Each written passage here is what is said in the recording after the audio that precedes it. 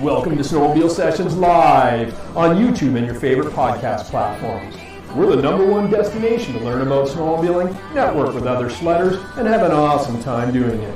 We'll meet other snowmobilers that share your passion and show your fan photos along the way. Snowmobile Sessions Live. Enjoy the ride. It's a journey for life, and I'm gonna ride. Hang on. Episode of Snowmobile Sessions Live is brought to you by our friends at Energy Power Sports. They're Oakville's full-line BRP dealer with sales and service to all BRP models and so much more. Don't forget to check them out on YouTube and subscribe to that YouTube channel and also on Instagram, energypowersports.ca. It's also brought to you by Fast Track Snowmobile Traction Products.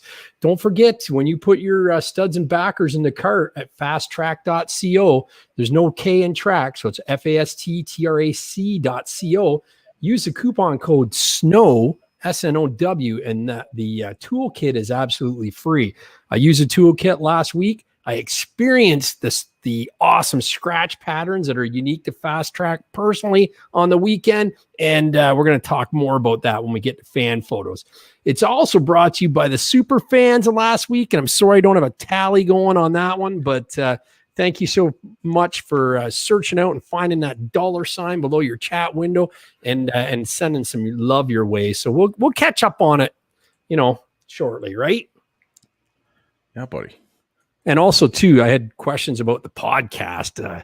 I've been slacking on that since the Christmas. I was trying to fix the Christmas audio because it was so horrible, and I'm just gonna post it and then get everything caught up. It'll be all caught up this week. You'll have freaking 20 hours of podcast to listen to while you're driving your sleds up north or down south to Southern Tug Hill Sno-Riders. That's right. That's right. Yeah. So anyway, we got Chris from Tug. Here we go. What's going on, fellas? How are you? Hill on. Yep. We're doing good. Tell us a bit about yourself and the club, and just give us a little rundown, then we'll get into more with your photos for sure.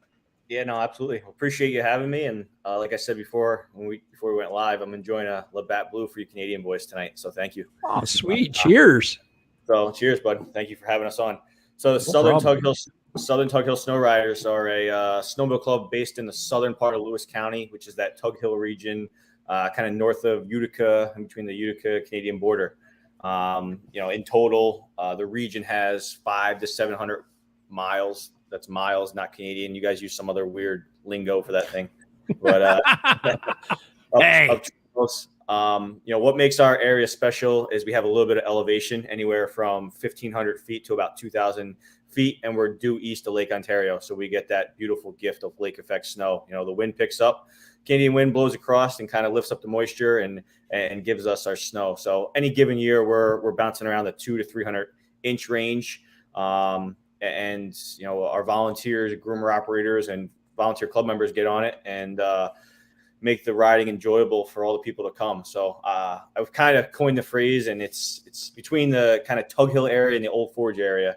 It really is an unbelievable snowmobile destination, but we put so many people on the snow because of our proximity to populations. We're in a short shot of the New York City metro area, the tri-state area, Pennsylvania, Connecticut, and we have pretty good consistent snow, especially early in the season. So we are definitely one of, if not the most densely populated snowmobile attractions in the world.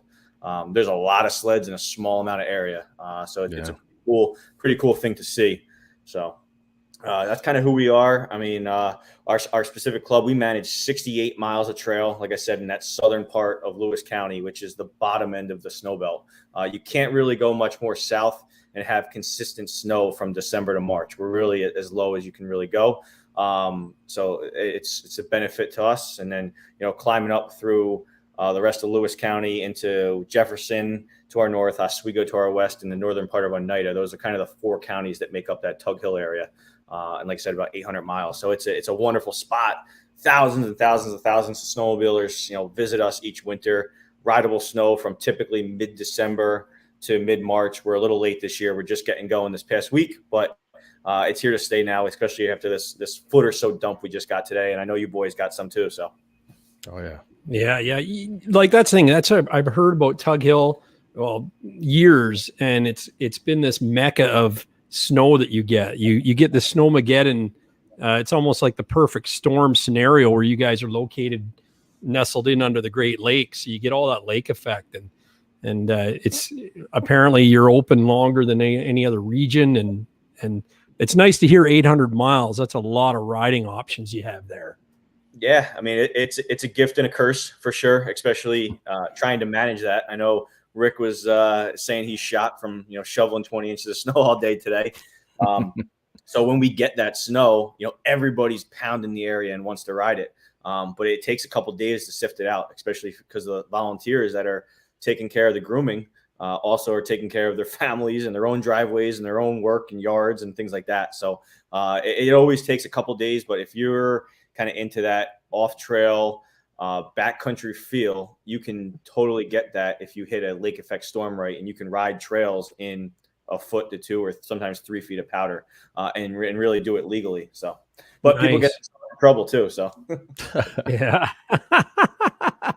I hear you. Let's see who's in the house here today. We got Jay Fly Low. He says, hello, everyone. Renegade X, good evening, guys. And, we got Pro Polaris. He's right there. Got some pictures of him, too. Michael Milner, Jesse Buckman. Hey, everyone. Matt B. Dominator. Evening, gents. Sled Next 150. Ron. Hey, boys. Bruce Stewart. What's up, guys? Brad Hitchcock, our buddy. He likes Tug Hill. Uncle Buck. He says, congrats on getting the new sled, Rich. Dustin Ingram's in there. And Tony Cat says, what's up, y'all? Tony Cat sent me a real nice message after last week, Rich. He didn't know we cared. Yeah, man, for sure. We love that guy. I'm glad he's doing well. He's out of surgery, and he said he was going to be on tonight. So yeah, he's good. He's in there. So it's good to see him. Yeah, that's great. So hopefully he's pulling through okay. We'll get another update on him pretty soon. So Olive Garden Gnome, Mrs. Uncle Buck's probably watching. Yeah. Who else is in there? Dominator. I don't know whether I said that. Sometime is now. He says, hey, Gary, I have your balloon ready. Don't know what that means. I that's over my head. I don't know. Oh, that's the sound effect. He says, the rubber. Yeah. Have your balloon ready. Yeah. So anyway, we'll talk about that shortly. Nicholas Rodriguez. Wow. Chris Rank, big fan, baby. Oh, wow. You got some big fans, some heavy hitters in here, do you? Yeah, there you go. Troy. Facebook. Yeah. Troy Parks, Tyler Haverkamp. That's a new name. Slowbee. Have you ever ran into Slowbee? You don't know who Slowbee is? I do not. Would love to meet him. Oh, Slowbee's all the time. Yeah, he is. And you know what? Look him up on the YouTube network, and you'll see what he's all about there. Mark Bowe, he's a buddy of ours. Odie, the sled and car guy, he's getting excited about snow in Huntsville, and I'm getting excited about riding with him too. Yeah. Energy Power Sports, he says, welcome back from the Arctic, Gary. I hear you. Oh my God. Last week, Chris, we were talking to someone from Labrador, Newfoundland. Okay. It's the coldest place in the world. And he was talking about minus 40, and we're going, you can't relate to it, right? Guess what temperature it was on Saturday when we were riding? Probably minus 40. I had negative 25 Fahrenheit on the tug Sunday morning, and it was cold. It was cold. Yeah, it was nice. Yeah. Yep. Keith Sullivan says, STH, awesome job. STH rule, T-Sang says. Yeah. But, it's like, you finally get it was minus 40, but it felt like minus 47. So at what point do you say no? I don't know. I haven't never said no because of a temp, but that's got to be close. No, we didn't. You know what? Well, you're a skidoo rider. You have an oxygen helmet, and you have a skidoo, and you have skidoo gear.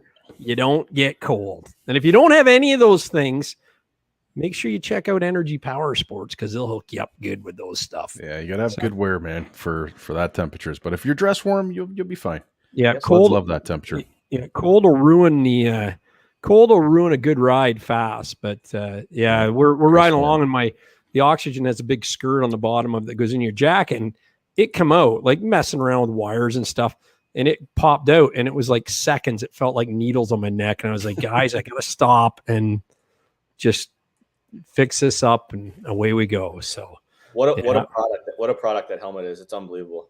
Yeah, it's crazy. I love them. Really what's closer, Southern Tug or Cochrane? So from Toronto, how far are you from me? Do you know? I don't know. I can tell you in a second. Hold on. I think I'm about 4 hours, but I was going to say about 4.5, 5 hours probably. So he's closer, Christy. Let's go. Christy Sleds wants to go, so we're gonna go. She's actually sending some good photos tonight too. So, and I seen them on Facebook. I said, get that into the show before noon. And tell me a story on it, because the picture's so awesome. She was up in our area. We were in Kirkland Lake, and she was, I think she was more Cochrane area. But, oh yeah, yeah. So yeah, she says, "Let's go." Yeah, hours is nothing. Pardon me. 4.5 hours is nothing. Come on. Yeah, down. Geez, man, that's only like a case of beer. A half a case, really. Yeah, we'll have 12 done for the border and 12 on the other side of the border. That's perfect. Yeah. Slowbee says it's 4 hours. So, but see, I think Tug Hill is going to put a statue in my honor. In the, just haven't got. I heard that bronze is hard to get. So they're right now with all the chip shortages and supply chain issues. So I guess that's the problem. I'm just assuming. So. We have an unbelievable sign and statue guy based out of Pennsylvania, City Sign in Pennsylvania, big landowner up there, and makes all of our signage. So he's already on the case. I already made a call this afternoon, pal. Perfect. That's awesome. Yeah. So Troy Parks, he wants to know the same thing I want to know. He said, where did the name for Tug Hill originate? We know what Gary, he says, we know Gary will want to know. I have my theories, and I told my theories last year. Yeah, your theory might be spot on. I'm not sure. Unfortunately, for the audience there, I myself am not a local resident of the Hill. I'm born, raised, live, and work in Poughkeepsie, New York. I lived down here my whole life. It's about 3.5 hours from the Hill. So I'm down in between New York City and Albany metro area. Grew up snowmobiling in the Old Forge area as a child. My parents got into it when I was 7, 8 years old. And built a house in 2006, and kind of the rest is history after that. They built a house in the Tug because of the snow, because of the trails, right when I was graduating high school. Perfect. So I'm not local to the Hill, but obviously I've been the president of Southern Tug since 2015. So 7, 8 years into this thing as a relatively young guy, and just absolutely love snowmobiling. So that's why I do it. Nice. It's sometimes tough, living 3.5 hours away from, the 70 miles of trail that you manage. But because of, the network we've built, you can rely on some local people in regards to snow and should we groom, should we not groom, what's it doing with the technology. And, they can send me all the pictures and we can get social media updated real quickly. It all works. So it's a blessing that we can make it happen. So unfortunately, I don't know the origin of Tug Hill. I'm going to have to phone a friend on that one. Anybody out there know it? Yeah, well, I have to apologize, because it was either Bruce Stewart or it was Brad Hitchcock. So I don't forget these things, and this is proof. I'm narrowed down. I'm 50% right on this, but one of those two dudes said Tug Hill isn't a place; it's a lifestyle. Seriously, they sent me a little clip last year. I think I played it on one of the shows. And it was a news clip on Tug Hill. And it's like, and that's where I went, oh yeah, I'm going. I got to go. Yeah. I think we'll have to get down there. The real origin and background. It's a lot of logging towns and things like that way back in the late 1800s, early 1900s and stuff. But yeah, absolutely. Come on down. We got some places for you to stay, and we'll show you around. Absolutely. No, that'd be good. And and Neil Owen's in the house. That's great. And I'm trying to hide from him because I lost his trail bag. So I'm trying to. Was it his bag? It was. He gave it to me. It's okay. But it's a dear friend. Bequeaths a gift like that. And how'd that come off? You must have not had it hooked on there properly, buddy. you know how it is. Yeah. When you get new technology and you get video cameras running, Yeah, and you you get all got excited. Uclear communicators, and you got new gauge, and you're pairing the phone to this, and you're pairing the phone to that, and you're plugging into here, and it's minus 40 out, and you're gassing up your kid's sled, and it's like everybody's pulling you in all these directions, and I don't know that I ever, like, I might have set it on and then got distracted and then walked away. But Yeah. I went back to the video footage today, and the one picture you could see it's sitting Dangling. up. Well, no, it's sitting. It's when we were in the parking lot screwing around with all this crap, electronic crap. And I think that's the technical term for it too. It'll be in the 2023 catalog, electronic crap. We're screwing around with all the electronic crap, and then you can see the seat bag is kind of in position, but it's not pushed down. And then the next shot, which is minutes later, that I finally turned to the sled to walk towards it, I actually put waters in the bag and it was in place. So I might have went and locked down or didn't lock it down. It wasn't locked in place, obviously, for it to come off. Yeah. The link clip only works when it's engaged. So I obviously did. I obviously did something wrong, and but you know what? It was fun. It was that's the least of my problems. Love the bag though. It's it was a sad loss. Everything Niels Owen told me about that bag was 100% right, but I can say I've never lost a bag, but I've lost thousands of dollars worth of items out of bags because I forget to zipper or clip them, right? Yeah. Well, I'll tell Was you there anything something. important inside the bag, Gary, or no? Just water bottles and shit? Just water bottles and my Snowmobile Sessions MUDBRATS gator, and the Jet Ice Sled 519. My Jet Ice gator was in there too, because it was a minus 40 gator. That thing rocks. So Yeah. I'm gonna have to buy one from you if you let me know where I can find them. Well, maybe someone will turn it in, man. You never know. I've lost faith in it. We went looking for it, and I posted it on some groups, and it's not going to come back. If it does, it's going to be a rare thing. But here's a little tip for you guys, and I told Mark Bowe this today.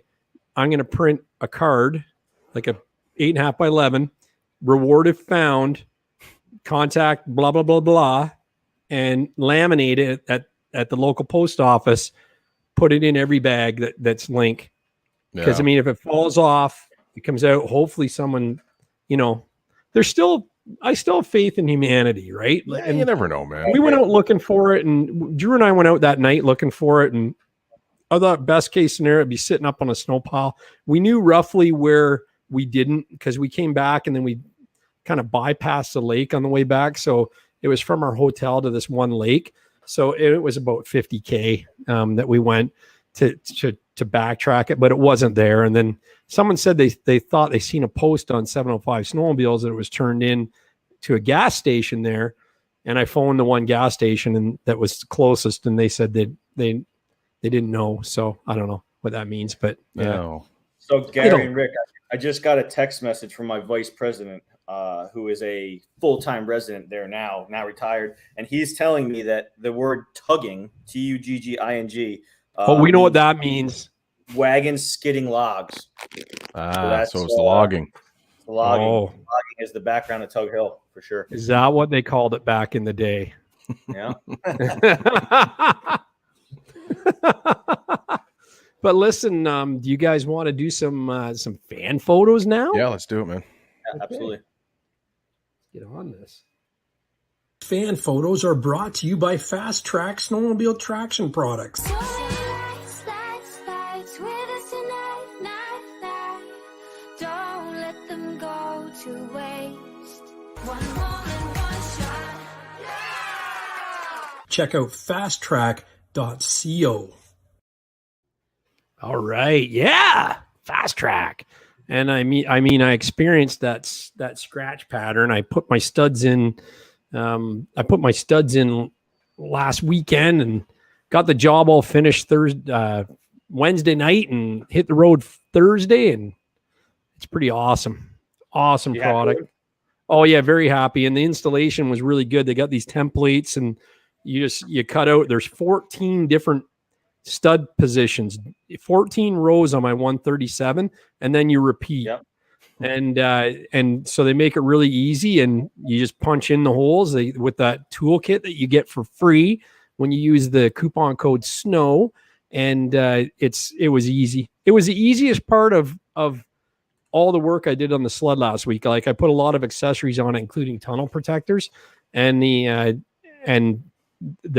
stud in the track was actually fun.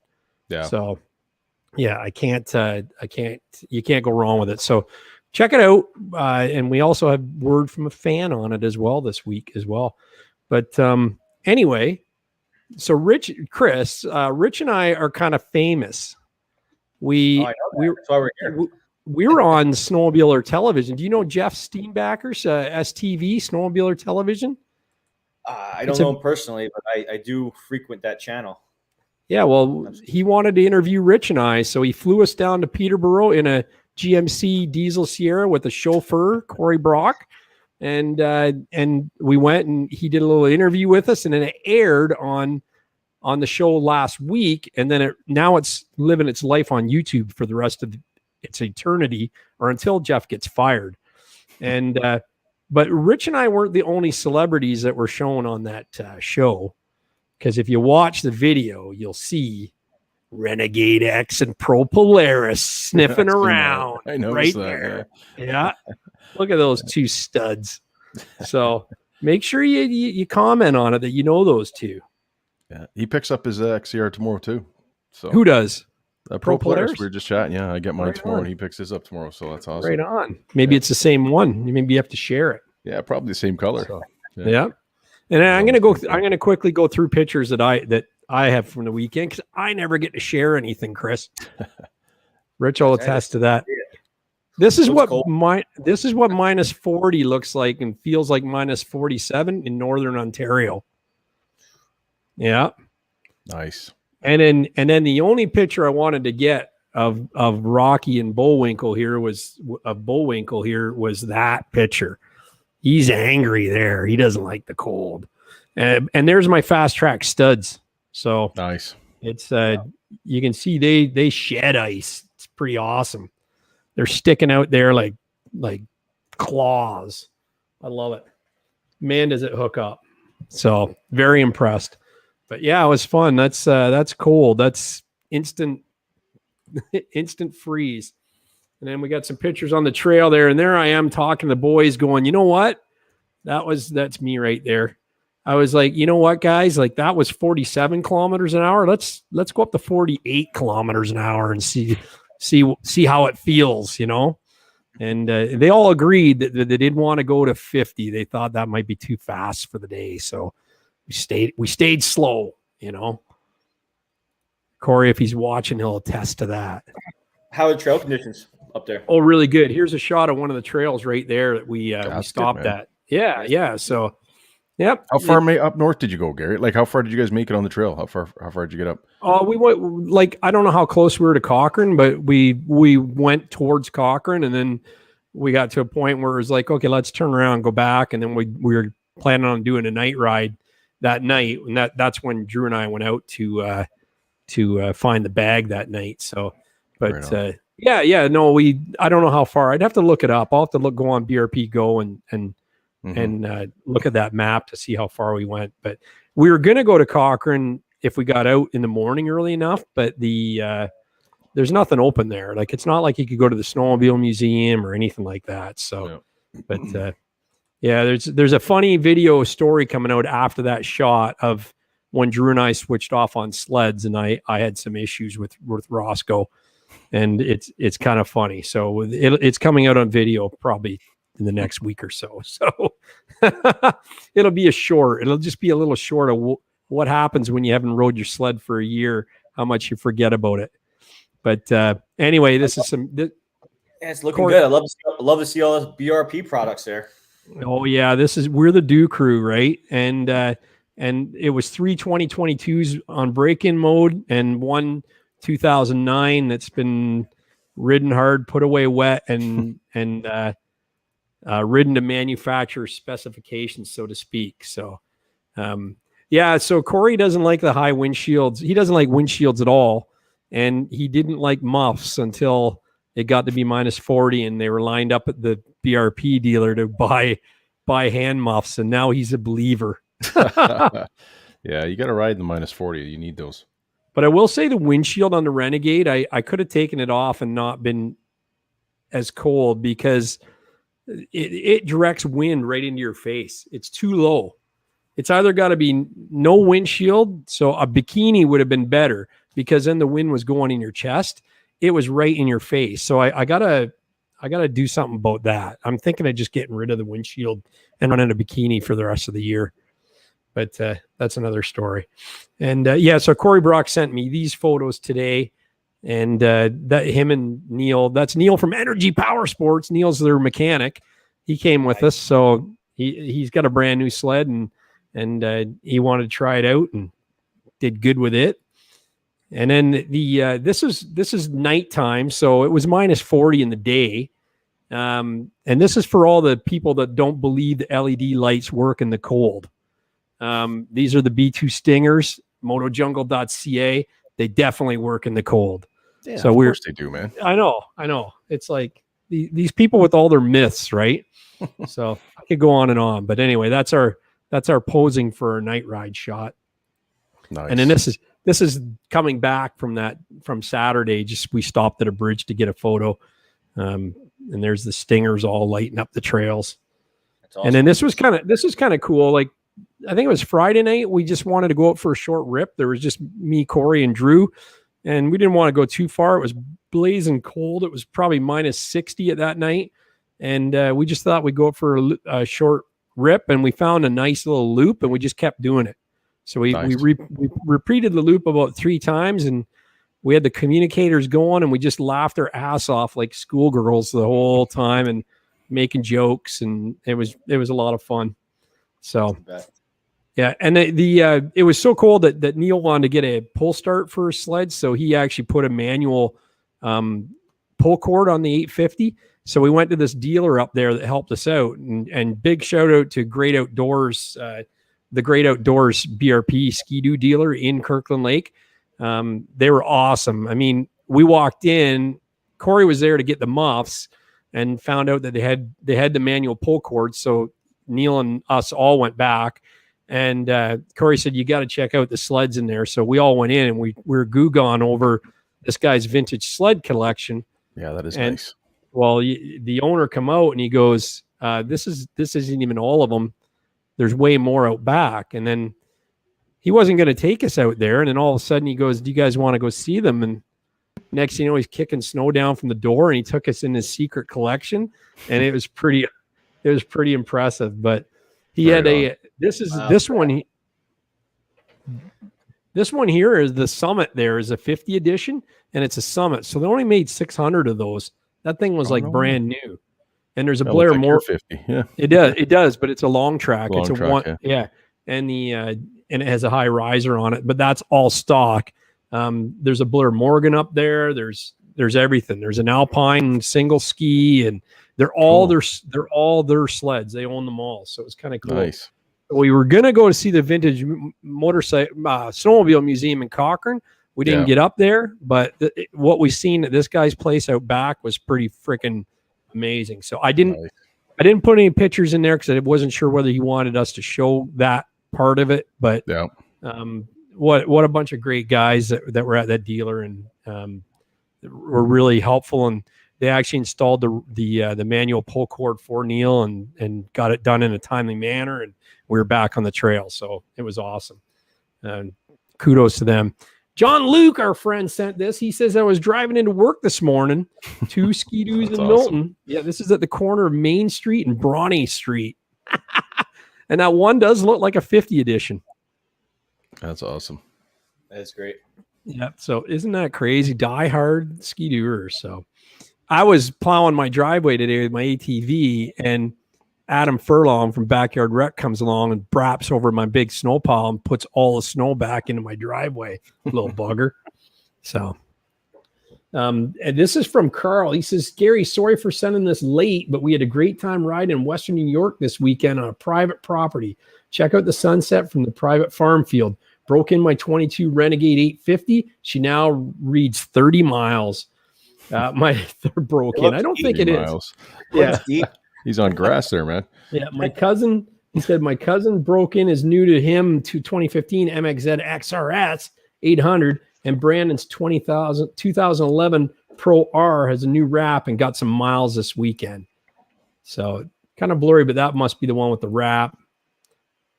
But yeah, a couple of nice sleds there for sure. Christy Carson, she's in the chat right now. She says, here are some pics from my first guys trip, LOL. We stayed at a house that some Owen Sound friends own, so sleds were parked in the cold all week. We only really had trouble getting them going on the first morning, but by the end of the week, they all needed a good thaw. Had some beverages with Adam, also from District 9, who was up there at Grooming, and Kenny from Polar Bear Riders. It was good to see both of them and talk grooming, clubs, and sledding. Trails were mostly mint. My sled loved the cold. My toes, not so much. Christy Carson. And yeah, so that must be them staging. Here's some shots from the trail. Look at that, minus 33 feels like minus 44. That's the morning. It must have been when I was starting my sleds the first morning we were there. I put that video up today, starting 850 in that, but it actually got colder the next day, believe it or not. So, and this is the photo of all photos. Isn't that amazing? Yeah, that's nice. A cool shot. Yeah. That's the one I seen on Facebook. I said, you got to send that in. That's one of the better shots. It's my new phone screensaver, I think. Looks like Mark Bowe's sled on there. Oh yeah, the Blizzard, yeah. Yeah. And this is from Sled Nut. He says this dated Vintage. pic. Yeah. He said it's from the 90s when I visited the Cat Factory for the first time. It's fascinating watching a snowmobile to be built right from flat aluminum stamping on the tunnel. I'm a bit of a sled nut and have toured each Cat, Polaris, Ski-Doo factory 3 times each. I suggest that anyone loves everything snowmobiles owes it to themselves to visit one of these factories and witness the process. After my last visit to BRP in the summer of 2019, I can say that it's the most high-tech assembly process I've witnessed, and it seems to be appreciated. But they do not allow any photos to be taken on the tour. I actually heard that, actually. Mm-hmm. Our tour guide told us that they are trying to find a way to be able to provide video link, allowing customers to watch their own sled proceed through the assembly line. How cool would that be? That would be wild. That would be really neat, right? I mean, how would you know? You could have any sled and just say it was yours. It's almost like the NATO Santa thing, right? But yeah, it's Neil was saying Neil from Energy Power Sports. He went to tour the assembly and said that you can't take any pictures, but he said it's pretty crazy watching the robots zip around grabbing parts for all the people building.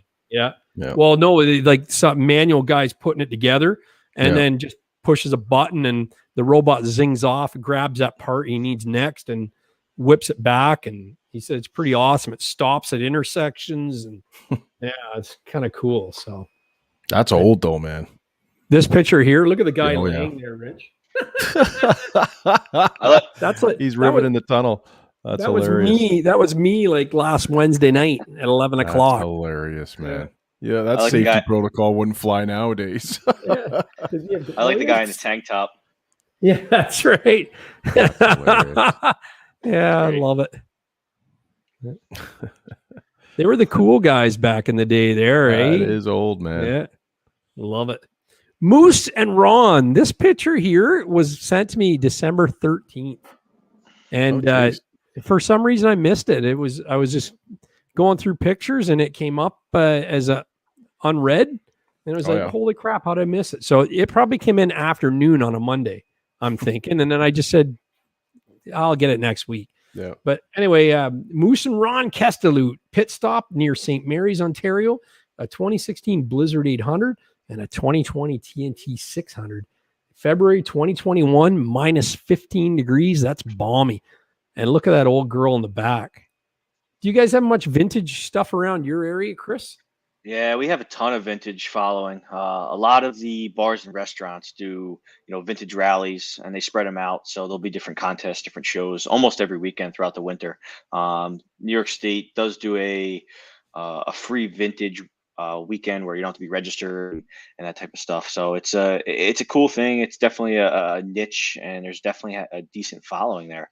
So my family just acquired a snow jet. We got that running over the summer. So looking forward to kind of bopping around and bringing that thing to a couple shows and having a couple beers. And they are cool. I mean, I'm a Skidoo guy through and through. We talked about this before. So I would love to have like a late 60s Olympic or something like that. I'm always checking the Facebook marketplace and stuff, looking for them. So one day. Yeah. Oh yeah, for sure. For sure. Yep. Well, when I toured that back room of the dealership, we were up north, and my heart sank because there was a 69 Nordic in there, just like I had sold a year before. I was like, oh, that's so beautiful.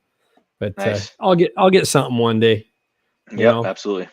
So this is from Jimmy G. He says 1997 Skidoo Summit 583. Photo taken near Big Sky, Montana, Saturday, January 16th. We've seen that one. Yeah, he sent in other pictures. Oh, yeah, but not this photo. This is new. This is from January 16th. But yeah, it's a beautiful sled, man. It's nice to see that old girl still rocking the mountains, right? Like, amazing how far they've come, though, eh? Yeah. I wouldn't doubt track? That doesn't look that long. It might be 145, 144. Yep. He did send in all the specs. It's pretty done up. It's pretty well treated, but that's the thing. It's nice to see this thing still kicking butt in the mountains. I don't think it would be that bad of a sled to ride up there either. Like, look at the stance on it.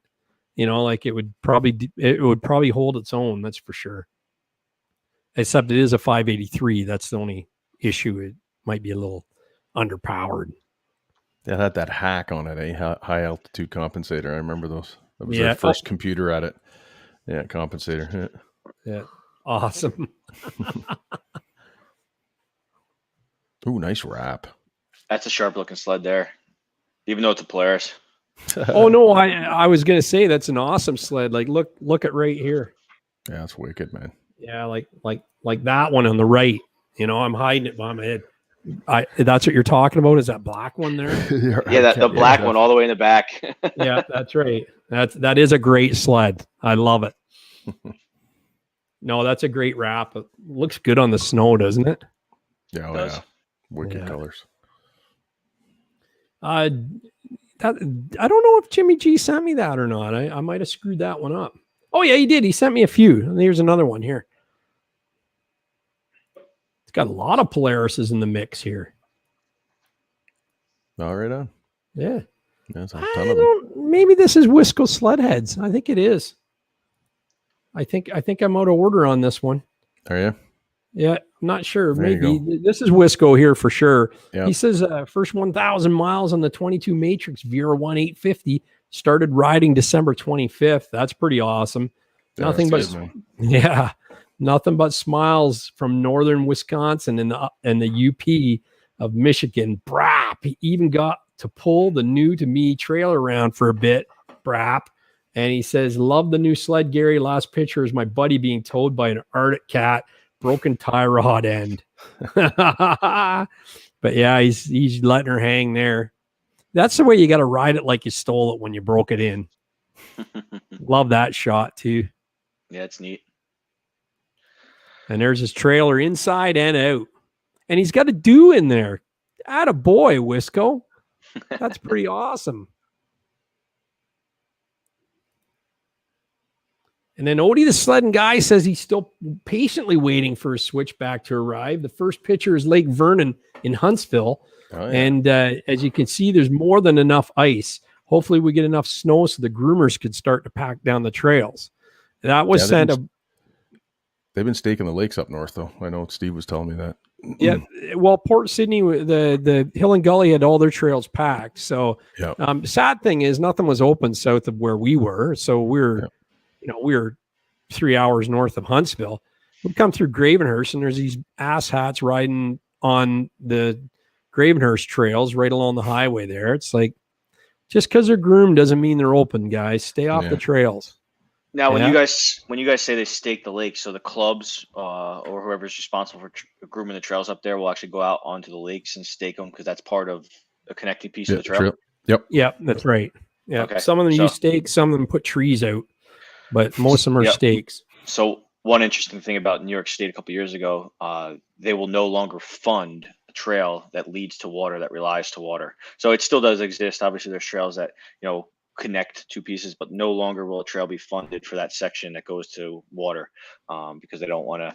Because we're definitely south of you, we don't get as cold, and we can't really rely on the ice as much as you guys can up there. So it's an interesting thing. And there's only in the Tug Hill area, talking about Tug Hill, there's really no major waterways. We have the Salmon River Reservoir. That's really about it. But there's nothing major water-wise. Over towards Old Fords, they do have the Fulton Chain of Lakes. They have Stillwater Reservoir, things like that over there. But none of that is staked. Stillwater Reservoir, they put trees out eventually. But it's one definitely difference between, our Canadian brothers and sisters to the north. Yeah. It must be like liability is. I can see that being a big issue. Yep. There's no such thing as safe ice, no matter what. We do they take groomers out in the ice? No, they don't usually go across them. I mean, certain areas they do, like small swamps and stuff like that. Of course, but not on big lakes. No. Okay, gotcha. Yeah. But it's generally not too whooped out. Like you'd think it would be beat to crap, and they're usually pretty good. And so the lakes are big though, right, Gary? Like they're huge, man. Most of the lakes be right on. There's a groomer. We came across a groomer on the lake in Huntsville on Ferry Lake last year. Was it turning around? Well, I don't know whether it was one of the resorts that was operating. It was a little piston bully, right? Okay. But I don't know whether it was one of the resorts. It wasn't on the trail. It was kind of off to the side. So I'm thinking it was a private or one of the resorts doing it. It wasn't part of the OFSC, unless it was, and I didn't realize it. But here's Slowbee that we were talking about. And he says, me and Matt got our first ride in. We didn't do mega miles, but we definitely scratched the itch. Our first snowfall brought around 32 inches. On the day we rated around 7 out of 10. Ski chatter, slick corners, and debris were common themes on the day. Funny story is sometime has now crashed my vlog. I was watching this, and so did Rich Outdoors. On accident, a full circle, funny, accidental communicator phone dial. The final two pictures of the day, myself and Greg had a chance to meet up. A lot of great conversation and content we made. Actually, this was the day that him and Greg met up. The other pictures of the ones in the trail. But you would think this was a great happenstance, but I was watching a video on Sled Addicts, and the guy's Jesse's showing his phone hooked up to his sled, and the last call I made, I was talking to Rich Outdoors. So Rich just calls everybody, I'm thinking, No, he called me. I was minding my own business. The phone rang. I'm like, oh, Greg's calling. I answered it. I'm like, hello. He's like, oh, hey. He goes, sorry. He goes, my phone dialed you. I'm like, what the hell? Yeah, he didn't even know. He's going, who? It was so funny because he goes, who's this? And he goes, I guess I'll just talk to him or something like that. It's like that was funny. That was hilarious. But, yeah. So there you go. So anyway, Tom Parrott says, hey, Gary, just a shout out to Chris at Fast Track Traction Products and all the folks at Fast Track. Great customer service, prompt shipments, and great communication. It's an awesome product. We headed up to Hurley, Titty City, says Wisconsin, next week. Do you know where that is, Chris? The name's intriguing. He says, Parrot, cheers, Parrot Party. Oh, you're muted, I think. They muted? Yep. I can't unmute him. There we go. Do you know where?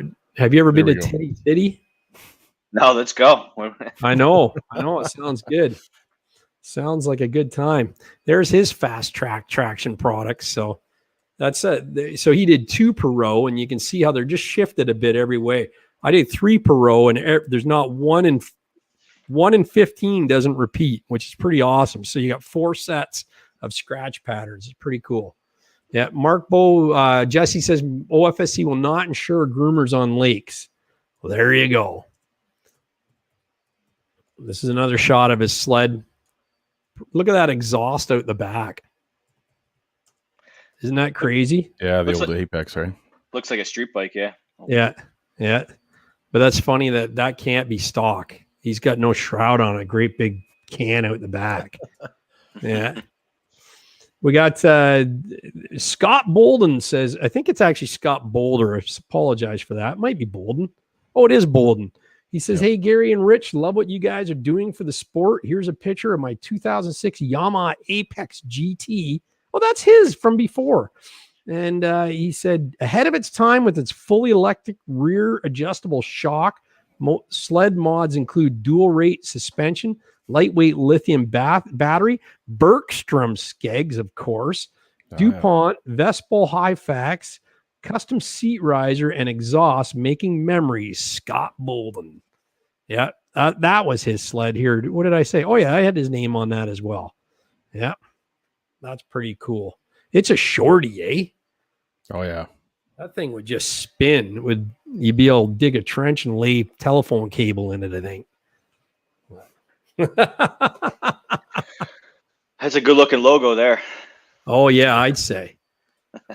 Hold on, I just got to get rid of something here. I noticed there's some weird thing happening in the chat. What are most of your going on? groomer? Go ahead. So what are most of your groomers running up there in the OFSC there? Are they doing, tractors? Are they doing piston bullies or some kind of crazy combination? It's a combination more than anything else. Yep. Someone had put a picture of one from Tug Hill Sno-Riders. I'm not sure it was your area, but it was a massive float being dragged by a tractor. Like it was the biggest thing I ever seen on the snow. Was that your area, or do you know the one I'm talking about? And no, it's not sticking out. I mean, the biggest that we kind of see in our area are those 10.5-foot wide by 22, 24-foot trail paver drags. That's really the biggest that we typically see.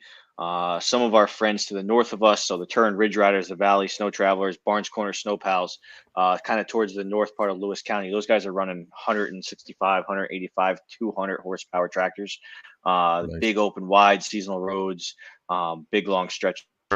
The Southern Tug Sno-Riders, we're living in that kind of 145 horsepower down to 115 horsepower range, just because we're a little more tight and wooded, and then we kind of open up to some of those seasonal roads. So that's the difference. Every club obviously has its own little niche and things that work for them.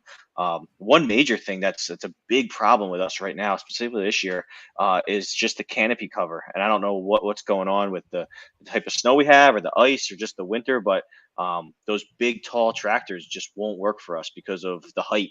Really, the height's going to be a problem, and whacking windshields and lights off and all that type of stuff. So it's something we have to consider with the tractor size. Yeah, I can believe it, right? Yeah, wicked logo. Like Thank it. you, Looks appreciate cool. it. Christy Carson says, nice logo. Ours is a swamp rat. I didn't choose it. Laugh out loud emoji. Their logo is a swamp rat, but it's pretty cool. Yeah. So speaking of cool logos, I heard you got a giveaway for our fans. I sure do, and I'm not exactly sure how you manage this, but why don't we kick off with a STH coffee mug? We'll with the cool logo on it. We'll get it shipped out. It's kind of got some black snowflake type pattern. It's Nice. awesome. Cool. Keep your warm or cold drink going. So Okay, so it looks like we got 86 people in the chat, and I mean some people have repeated. So what I'm going to do is I'm going to throw in a number of 120, and I'm going to do a randomizer on it. And then Rich, could you count down on whatever the number is from the top of the chat, and then we'll that'll be the winner. Does that sound good. fair? Yeah, it sounds good. So let's just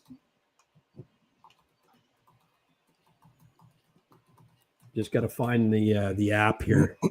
So what did I say I was going to do? 120? 120. 120, and then I won't even share the screen. I'll just do this. So just do it. Hey, we don't need it because that's just 119 is the number. All right, I'm just going to roll up from the bottom. Roll up from the bottom or the top. It doesn't matter to me. But yeah, if you don't mind doing that, Rich, that's awesome. But, who is Tug Hill Freddy, the Yeti? Bruce Stewart. Who is Tug Hill Freddy the Yeti? That is I don't know. I wish I knew the answer. Tug Hill Freddy the Yeti is a Yeti creature that has a social media who who kind of just trolls around the hill, commenting on different clubs, and definitely is a fan or a pest of ours. So I don't know who it is. It's got to be somebody connected. That's pretty cool. But I have no idea who it is. So if anybody has any insight, drop me a line, message us on Facebook, send us an email, let us know what's going on there. But yeah, Tug Hill Freddy the Yeti is an interesting character. We actually spoke about the other Yeti, that Robert O'Donnell. Yes. Who does some good charity work and drives Love around him. in the Yeti costume and stuff like that. So he frequents our area often, and we see him at the Big East Power Sports Show and a couple other shows. And we have the STH Family Day coming up in February 26th at Barrow's Performance. So I'm sure he'll be there. He's always popping around the big events. That's awesome. So listen, Bruce Stewart, congratulations! You got a new mug. Yeah, man. Nice, awesome, Bruce.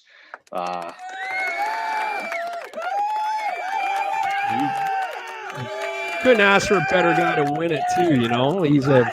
And he can just pick it up at the clubhouse, for crying out loud. Perfect. I mean, he's a huge thing. That's a perfect one. So Was he close by there? Perfect. That I worked think out. so. He's a Tug Hill fan. Perfect. Fiona Rodriguez thinks Chris Rinck is the Tug Hill Freddy the Yeti. Yeah, I wish I had time. I wish I had time to be Tug Hill Freddy the Yeti. Yeah, no kidding. Hey, Mike Goolies is now. He says, "Hey guys." Yep. Our Tug Hill Zoo is in force. What does that mean? So Tug Hill Zoo. So this is an effort to kind of just provide rider enjoyability throughout our system, trying to become a family friendly destination where families are going to come, and even adults or whatnot. So a couple years back, we set off on an effort to introduce some different animals that would kind of roam our trails throughout the season. So I think we have Marky the Moose, Benny the Bear, and Roger the Goat. And these creatures kind of go from intersection to intersection throughout the night. Groomers pick them up, move them around, and it's fun for people to kind of stop, take a picture with them, tag us on social media. We like the hashtag RideSTH or Southern Tug Hill Sno-Riders on Facebook and Instagram. So we like to see what people are doing, and it's just kind of fun thing. You come around a corner, stop at an intersection, you see this animal sitting there in the woods. So it's a pretty neat thing that we kind of started, and we're going to continue.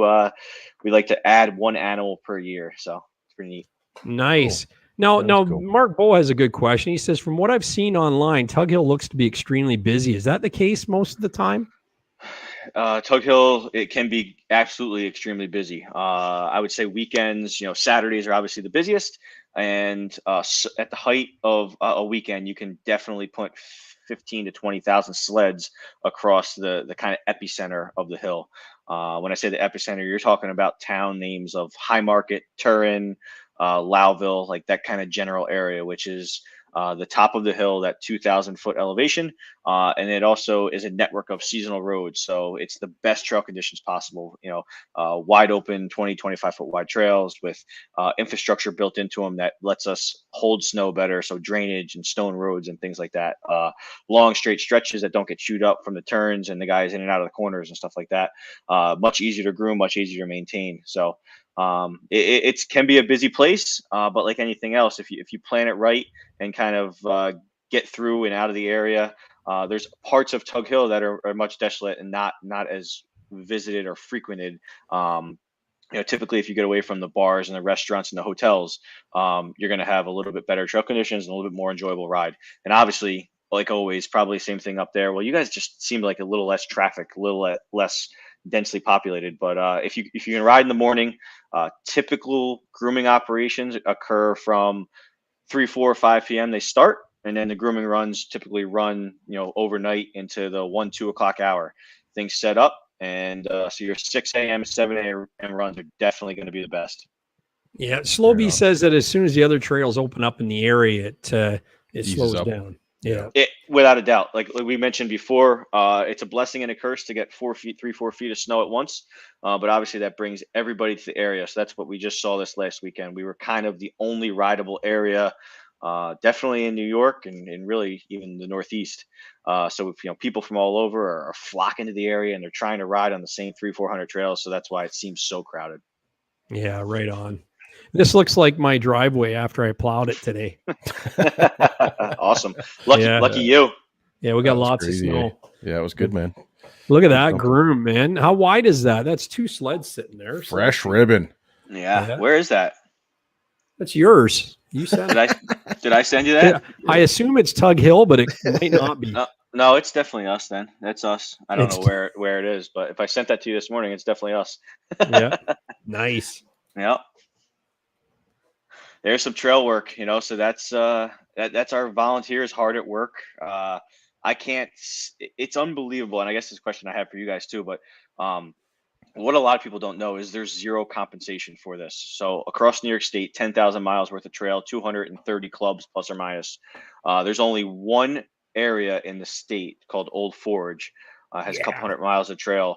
That those are paid professional groomer operators. They're town highway DPW workers that get put in groomers and they manage the trails. Everything else, everything else across the state is 100% volunteer. So just the amount of labor that goes into staking and signing the trails, and then once the snow is finally here for our 8 to 10 week season, the grooming operations, we try to hit the snow 6 nights a week. We have 4 groomers running right now. We actually just purchased a 5th out of Maine that'll be here on Friday, which we're excited about. Very good. That's nice. Yeah, it's a used 2004 New Holland sure track machine. So looking forward to getting that in service. And these guys are hitting the trails for 8 to 10 hours a night, 5 to 6 nights a week, and I have these guys running and for zero compensation, and they get a free cheeseburger from the local pub or tavern that they're spinning around the run through.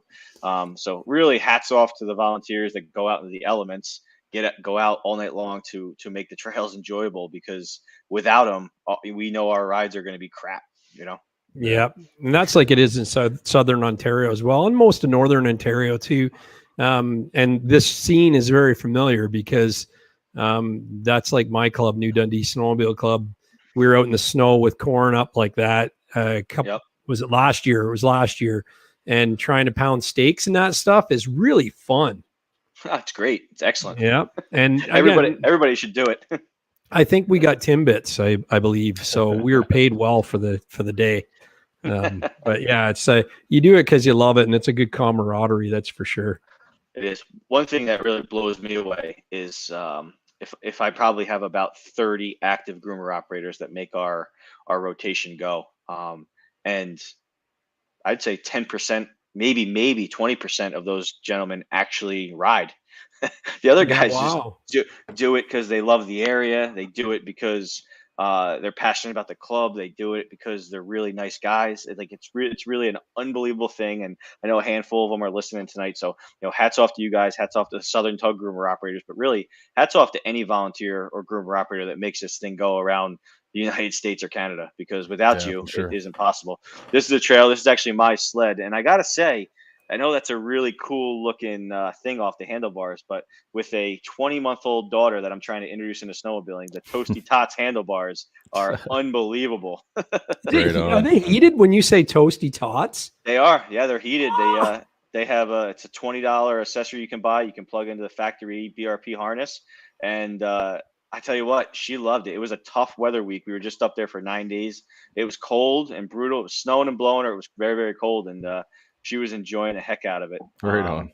Very cool. That is awesome. It's a pretty cool thing. It's very, very cool. But yeah, that's. I want to know what's that thing there? Why is it still on? Is what I want to know. First thing we do is peel them off, get the heat gun out. Look how much better it looks with it off. All right.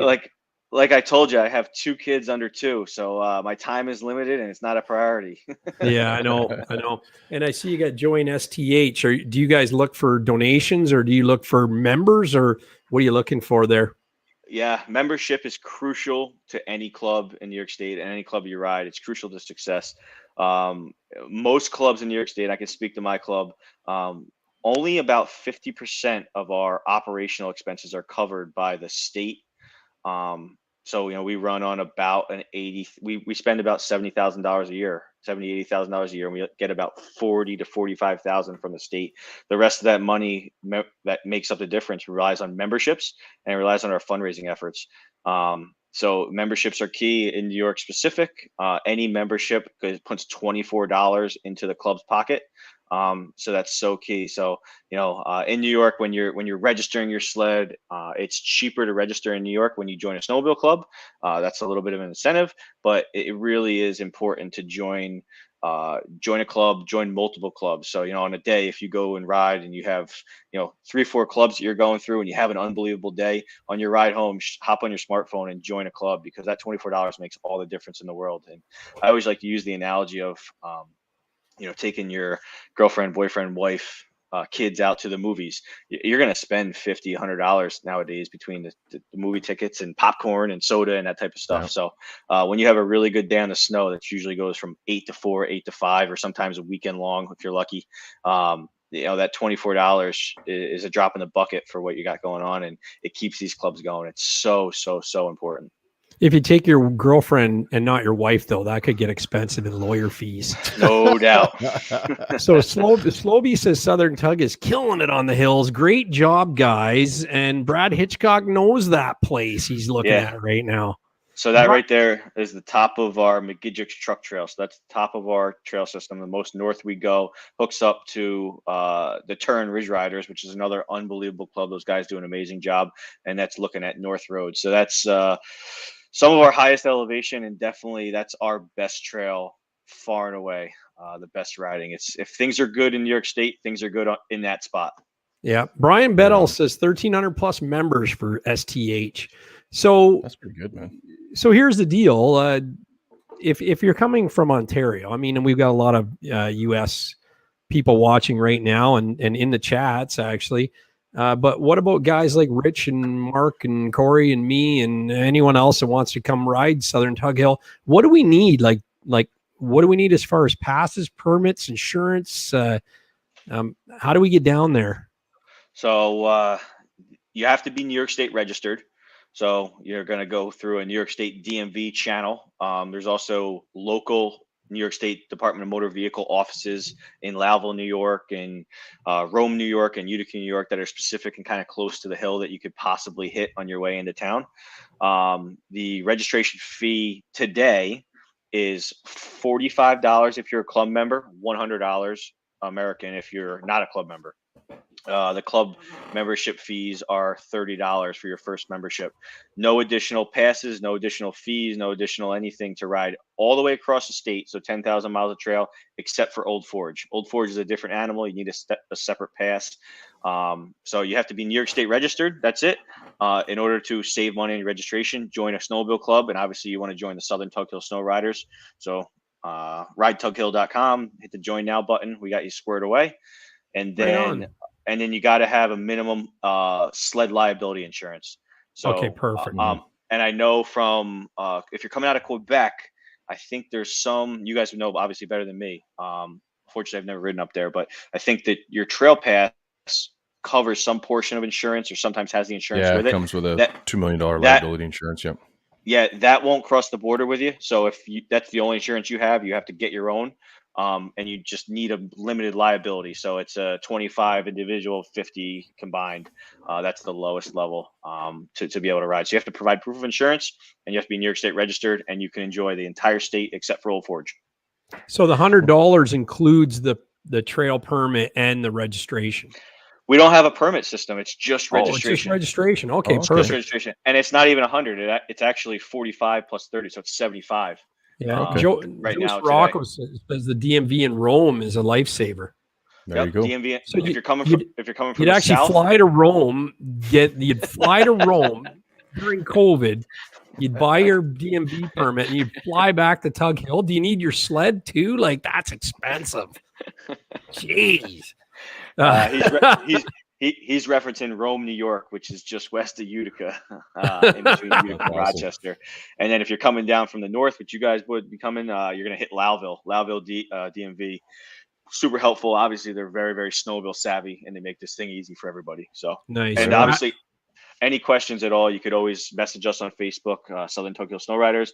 Shoot us an email at STH-Sno-Riders. It's SNOriders.com, and we'll get you guys squared away. My membership chairperson, which happens to be my father, is always tirelessly working on memberships and getting people squared away. So it works. Right on. Brad says you can do the New York snowmobile registration online. which is There you go. awesome. So perfect. That's cool. Nice to know, because I'd like to get down there if I can. Look at that Yeah. picture. Isn't Yeah, that was wild? actually on this past Saturday. That's a trail in our West Leiden. It has a Christmas tree farm off to the right hand cool. side there, and That's that's a beautiful shot. It's a nice spot. It's Wow, called, that's good. yeah. And the operator there taking the selfie or whatever he's doing. His name's Brian. His name's Brian Yeager. So he's a young guy. Grooming spends a ton of hours. Him and his buddies are really stepping up, and all those guys are doing a wonderful job and really making the STH trails wonderful. That's Beautiful groomers, like big Oh, yeah. tractors, cat tracks. Awesome. Yeah, those are Susi tracks. So that's a Canadian company. That's a 2014 Case 145 with a Susi track set up there. So we love those. Those are very user friendly. They've been very good to us. So we're very happy with that. We run 2 tractors that style, and now we'll have 3 of the kind of bulldozer sure track style. Yeah. That's kind of the way we like to run our system. Right on. Nice shot. Nice shot These there. are the days, eh? Dude, That's awesome. that's actually my front yard up there, and that's Brian Bedell who commented. That's his front yard. It's literally standing in his driveway. But that's and a part of that too is the landowners. What a lot of people don't realize is to ride in Tug Hill on a weekend. If you ride a couple hundred miles, you're probably passing 1,000 people's property. So there's 1,000 landowners out there that are giving permission to snowmobile clubs to ride, stake, and let strangers use their property for our recreation at zero compensation. One of the things that we're working on as a snowmobile club president group is for some type of legislation to hit New York to say that there's a credit for landowners, whether it's a $500 tax credit or a $750 tax credit, just something to incentivize landowners to allow us to continue to use their property, because they frankly don't get anything. They get, especially the landowners that have tons of property in big meadows and places where we place intersections and stuff. Because when you have an intersection and a trail kiosk sign, what do you unfortunately accumulate? Some garbage, some beer cans, some Gatorade bottles, some this, some that. So it's thank God for the volunteers and thank God for the landowners, right? Yeah, no, for sure. I see in the chat another question I had, and thank you guys for bringing that up. The speed limits on those trails. 55 miles. Can you talk about that, Chris? Yeah, the New York State speed limit is 55 miles per hour unless otherwise posted. Typically, if they're otherwise posted, they're going to be lower. 100 kilometers an hour. It's nice. About 20.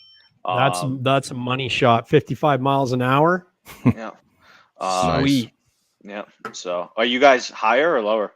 Way lower. We're 50 kilometers an hour, so 30 miles an hour. We're half your speed, which Really? is a joke. Yeah. Yeah, that is a joke. I mean, 55 is tough too. On a stretch like this would be tough, but it's one of those things. It's definitely needed. We all know speed kills, right? Unfortunately, we had 2 this weekend. It happens, unfortunately. Oh, no, I think fatalities. Yeah, we had a few too over the weekend as well. I did ask that to Pasty Boy or someone I was talking to about the Tug Hill area, because it looks fast. When people come the other way, they're like, it's like NASCAR, and like I was wondering about what the fatality rate is, but they said it isn't really that bad. Like, it's very rare. So it's statewide in New York. I think unfortunately there's about a dozen a year is the average. And obviously the highest percentage wise is in Lewis and Herkimer counties. And that's where Old Forge lives in Herkimer and Tug Hill lives in a majority of Lewis. So this past weekend, unfortunately, there was one in Old Forge on Friday night and then one last night in Lewis County. That's too bad. So so cheers to the lost riders. Obviously it's terrible. They were both young. But not to bring it down, but it's definitely something to be conscious of, right? Yep, for sure. Yep. Look at that. That is what dreams are made of there. Look at that. That rip. That is nice pass. Yeah, so that's awesome. That's our boy Kyle Core, again, another young volunteer. And that was last night. So what's funny is we weren't going to groom last night because it's been so cold. It was so cold and so rock hard. The guys had a hard time. But I got a call that there was some 2 to 3 footers behind this one section and this and that, and it actually warmed up. So we decided to send Kyle out to try to flatten what he could before we got all this new snow, because snow develops memory, and there's a whole science of snow grooming, which I'm sure you guys know, and probably a lot of people know. So we said, let's try to go hit it while it's warming up a little bit. So he went out and did an unbelievable job, and he sent me a couple of these shots, and it was great. So you can see that was going to set up, and now there's a foot of fresh snow on top of that. So it's going to do wonders for us this coming week. Nice. Yep. All right, look at this. Dave Miller, $20. Oh, Dave Miller, 1999. Put this towards your New York registration, Gary. Keep the great content coming. Thank you so much, Dave. That's awesome. Yeah, that's cool. Really appreciate that. I had a thought in my mind before that I had that, and I can't remember. There's a little bit of conversation in the chats right now about lots of bars in Tug Hill. What are some of the hot spots in your area as far as eating and dining, and even if it's guys going out, where's the best brews or that kind of thing? Yeah, no, for sure. So specific to my area, we have 3 to 4 unbelievable, awesome spots. You gotta hit them if you get to us. So the Milk Plant Tavern is the southernmost part of our town. It's right on the Lewis County Oneida border. Milk Plant Tavern used to be a milk house back in the day, and it's just a place that has unbelievable food, really, really well priced. Hasn't had a paint job in 47 years, and and it's awesome. So Sleds, it's always packed. It's a really good environment. So definitely be on the lookout for that. Tug Hill Hideaway, which is in our kind of it's right next to our groomer barn. Beautiful new owners are doing an unbelievable job. Great food. Thursday night prime rib dinners. People rant and rave about the food there. They do have fuel pumps right outside, which is nice. Plenty of trailer parking. And like I said, brand new owners are doing an unbelievable job there. And then right on the line of the Southern Tug Hill Sno-Riders trails and the Turin Ridge Riders trails is High Market Inn. High Market Inn is a nice spot. You can get your sled worked on if you need to. You can get some fuel, and you can also grab a bite and a drink. So those are the 3 specific to Southern Tug. Some other hotspot names around the area are, Whiskey Jack's, nice spot to stop, grab a bite, grab a drink. Timberview Lodge is really sharp. Let's see, moving over, we have the Hideaway. The Flat Rock Inn. We have guys commenting, Booze Head Hideaway. Milk plant. Yeah, Boondocks. He mentioned that in his last video. Milk Plant. We're right near Milk Plant. That's awesome. Boondocks is big. Flat Rock Inn, Montague Inn, Tug Hill Hook and Ladders, a sharp spot. He's got tons of places. That's awesome, though. Yeah, that's cool. And for you folks coming down from the north, right off 81, look out for this place. It's called Tailwater Lodge. It's on the west side of Tug Hill. Tailwater Lodge, unbelievable hotel. Really, really too nice for snowmobilers. It's almost a place you could bring your wife or your girlfriend or both if you get 2 rooms. They have a brewery and winery on site. Really sharp restaurant. Trails run right through it. Really, really nice accommodation. It actually used to be an old elementary school. Folks out of Syracuse bought it and have really turned it up. So it's a really sharp sled stop or destination for you for sure. Tuggers is another one up in Barnes Corners. I mentioned Hook and Ladder. I'm looking at. You could go on all day. It sounds like that's cool. Yeah, Milk Plant. Somebody else said something too. What is the now? I know there's drinking and driving laws, but what is it like there as far as is it something where it's okay to have a beer and ride, or is it still frowned upon? Is there limits of alcohol in the blood content? Are they out on the trail doing ride stops, that kind of thing? Yeah, I mean, it's DUI rules in New York, so it's 0.08. It's the same as driving a vehicle. Is going to be on a sled, so you have to be responsible. I'm all about having a great time, and I love my beverages myself, but you got to be responsible, and that's my snowmobile president hat. Absolutely. As far as the enforcement and stuff like that, they are there. I personally wish there was a little bit more out there, because it's one of those things that it's important to keep people in check, and when people know enforcement's out there, they'll be maybe a little bit smarter. But I'm sure as any snowmobile destination, it has its couple people that take advantage of it. But Yeah. Neil Owen says, what do you mean it's too nice for snowmobilers? Tell you what, Neil, go check it out yourself and give me a buzz. Oh, he likes the nice spots. So we got the dog here helping out, doing all the Yeah. work. So Right. yeah, Awesome. the dog's doing all the work, and like you said, so I mean, this is just a testament to the volunteers, right? So that excavator there is a personal vehicle volunteer, his own equipment, using his own fuel, his own time to bring that. One of the volunteers was able to acquire these telephone poles from who knows where, I forget where, but was able to kind of get them there, and then we use somebody else's equipment to drag these things into this swamp, and this is honestly a little stream that was dammed up by the beavers. The damn beavers got us. They're always getting us. Yeah. So the shout out to John Carson from City Sign in Pennsylvania. I mentioned him, but that's the guy standing on the right hand there with the tan vest on. He just donates so much time and so much money and effort into the club, and he makes all of our wonderful trail kiosks and things like that. A really, really neat project we just embarked on and we're trying to get accomplished right now is every single road crossing on our trail system. So we have 68 road crossings.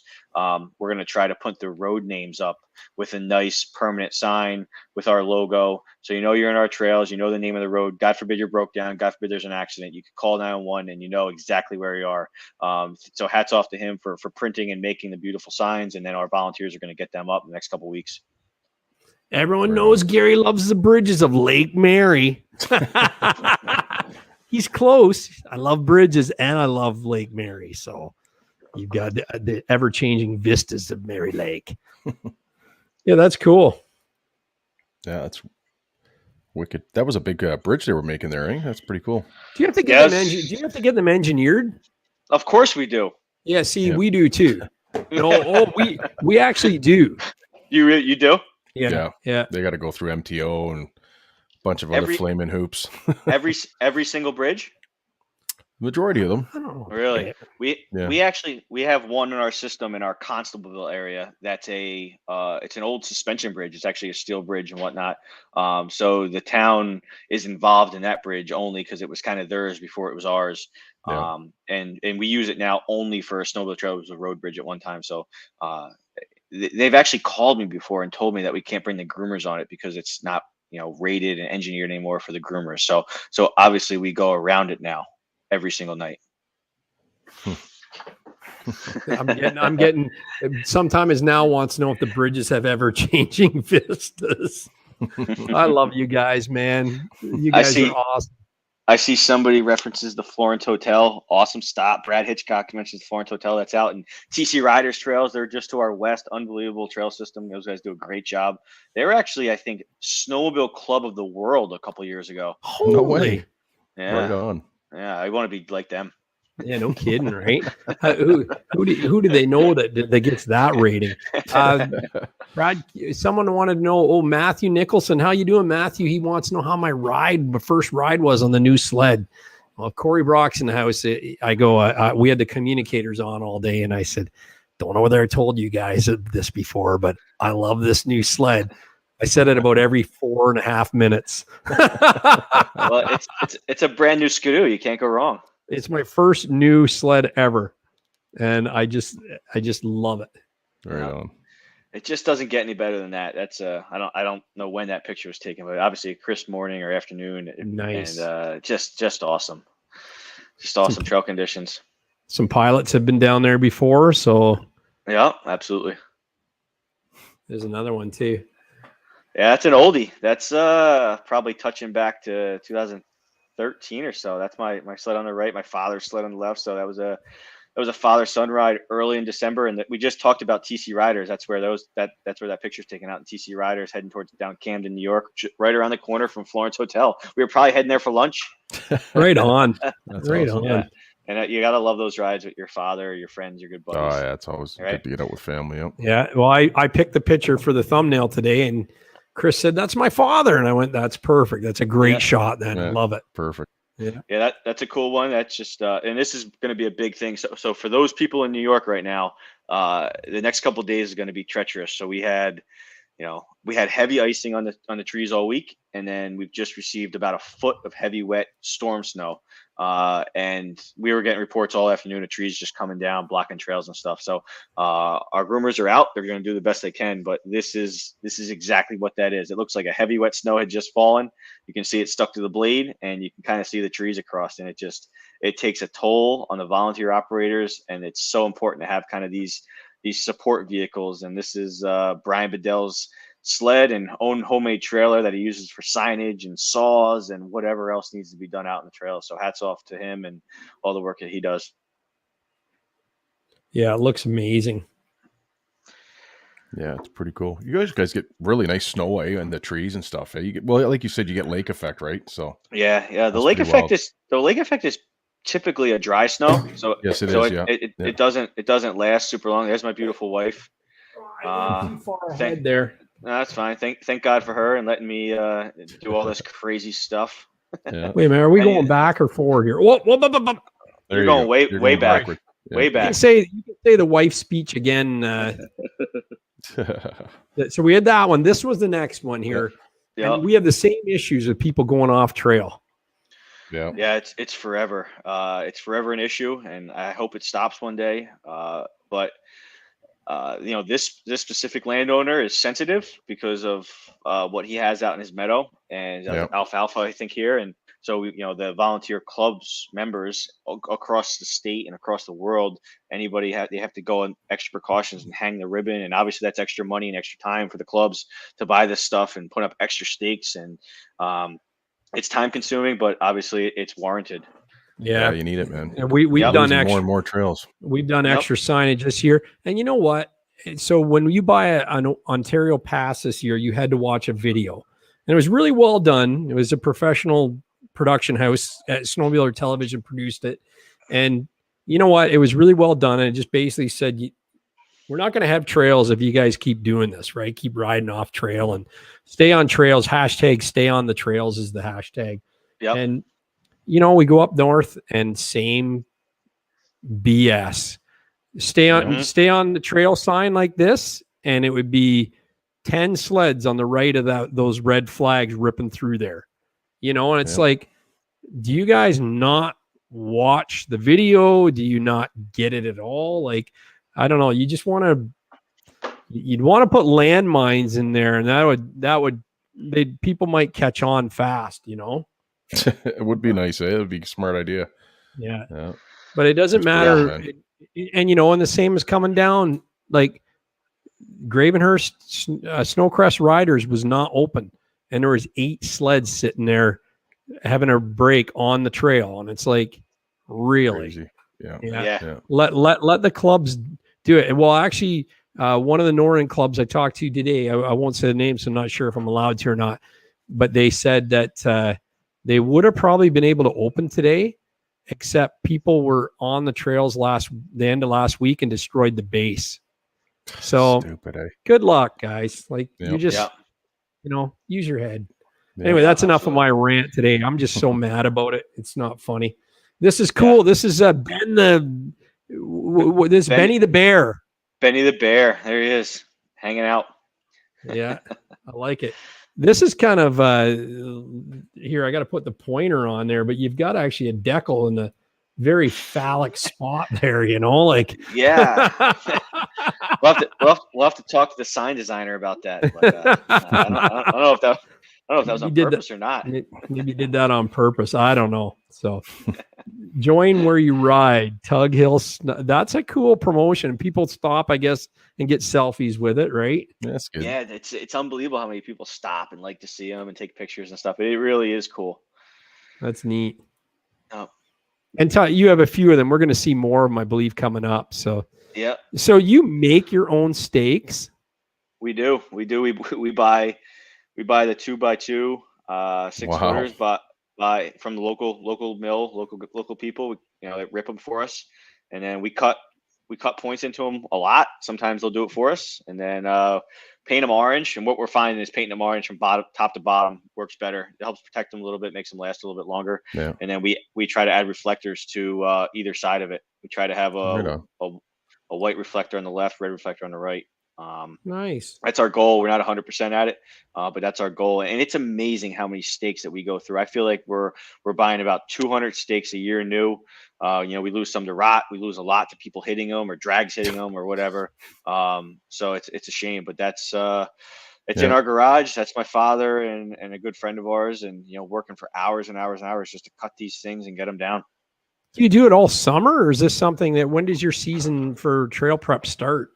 It never ends. It never ends. I can tell you personally, I try to make sure that everybody shuts down from the end of the season to July 4th, because you got to. I mean, from you got to take April, May, and June and really shut down and try to just tuck it away. And then after July 4th starts, the trail prep, the trail maintenance, some of the projects as far as the lumber and the bridges, the trail maintenance nights start. We got a nice crew of guys that go back to our groomer barn every Wednesday night and work for 2-3 hours, and that's what makes the difference. Is they go back there and they're working on lighting, they're working on drags, they're working on changing fluids, changing tracks, greasing this, greasing that.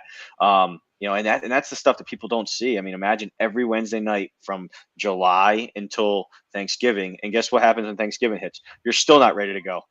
Yeah. It's Never ending. Bauer Farm says 24/7. It is. That's the truth. Yeah, that's the truth. But that's what it's all about. It takes all of that work to make that shot happen right there. For somebody riding home, had a good 150, 200-mile day, and to have a nice flat trail coming home with a sunset. That's really what it's all about. Yeah, it's awesome. I think it's cool to ride the trails you worked on too. It's a good feeling, It absolutely is. My son and I are in charge of one whole entire section of trail, and so every stake we put in, every sign we put in. So it's pretty cool. Yeah. That limb masher right there. That's going to be a saving limb masher. we only have one drag with it, but and I honestly, up until this year, I wasn't a huge fan of them just because so much stuff gets caught in them. But for this year, we're struggling with some canopy issues, and it's really making a difference. The one gentleman who runs that, his name's Roger Smith. He was actually the New York State Groomer Operator of the Year last year. So hats off to Roger Smith and all the work he does. He absolutely loves that thing. So it's pretty neat. It's actually on a hydraulic arm, so you can put it up and down with a hydraulic arm. That's neat. Okay, now tell your wife to tune in now. Okay. Tell her to start listening. Yeah, there she is. That's Kate. Awesome. Been married for a handful of years and together so many more, and she's actually a Boston girl, so she had no idea what a snowmobile was when we met in college. Right on. That's great. And she supports this crazy addiction that we all know. That's awesome. She's enjoyed chasing snow around, and now we have two beautiful young daughters. One's like 20 months old and one's 8 weeks old. Wow. So they're gonna get into snowmobiling as well. So I'm looking forward to raising some riders with her. That's Love awesome. that. Love it. Yeah. When you're training your kids, make sure you get some U-Clear communicators. They're awesome to. And obviously, we were advertising a climb magazine there, so we both want to be climb ambassadors when we go. Yeah, that's right, for sure. You deserve it. There's a summer work day or early fall work day. You can see. I don't know if that's our vehicle. It's not. So that's our groomer that obviously we take out, which is an advantage of having the Sushi tracks because they're actually ag tracks. That's why they're made. And then just pulling a farm trailer and some personal vehicles and stuff like that. So look at that. Diesel's $2.64 a gallon. Yeah. Isn't that crazy? Do the math on that. I just paid $3.80 up at that gas station last weekend. So yeah, I don't think that picture wasn't that long ago though. It was only maybe like 2 falls ago. So isn't that silly though? That's crazy. We're getting gouged here too. Oh yeah. So here we got to talk about the youth. It's so important to get youth involved, and it's definitely one advantage that Southern Tug has. And I think myself being young, I can relate to some younger folks, and it helps. But getting the youth involved is what's going to carry us through to the next generation, and we have to make the sport accommodating to them. So we've done a pretty nice job. We try to have some youth incentive events and whatnot. We did something where we had a youth photo challenge, and the winner got a tech vest to support safe riding and stuff like that. So we're trying to get creative and continue to get, engaged families, because when families can come in and help us on a trail day or do whatever, it's really going to help. So that's important. That's Right neat. What point is it that it becomes child labor as opposed to being legal labor? Well, as long as they're smiling, it's all right. That's the same little guy. There he is. That's great. So, yep. They don't probably realize right now what they're doing and how much good they're doing. One day it'll hit them that they'll have stories to tell, and they built this system, right?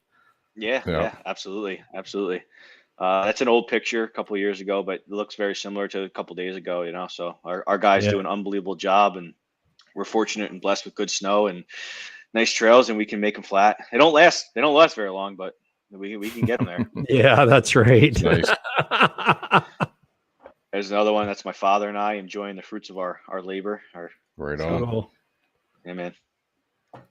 Yeah, that's the way it goes. I love those trails, man. Nice and wide. And so this is an excellent story. This is an excellent story here. So we have a past member of our club. His name was Seth Wilbert, and he was an active member. Kind of just when I was coming in, he unfortunately passed to a tragic accident, and that's his family and his kids and his grandkids.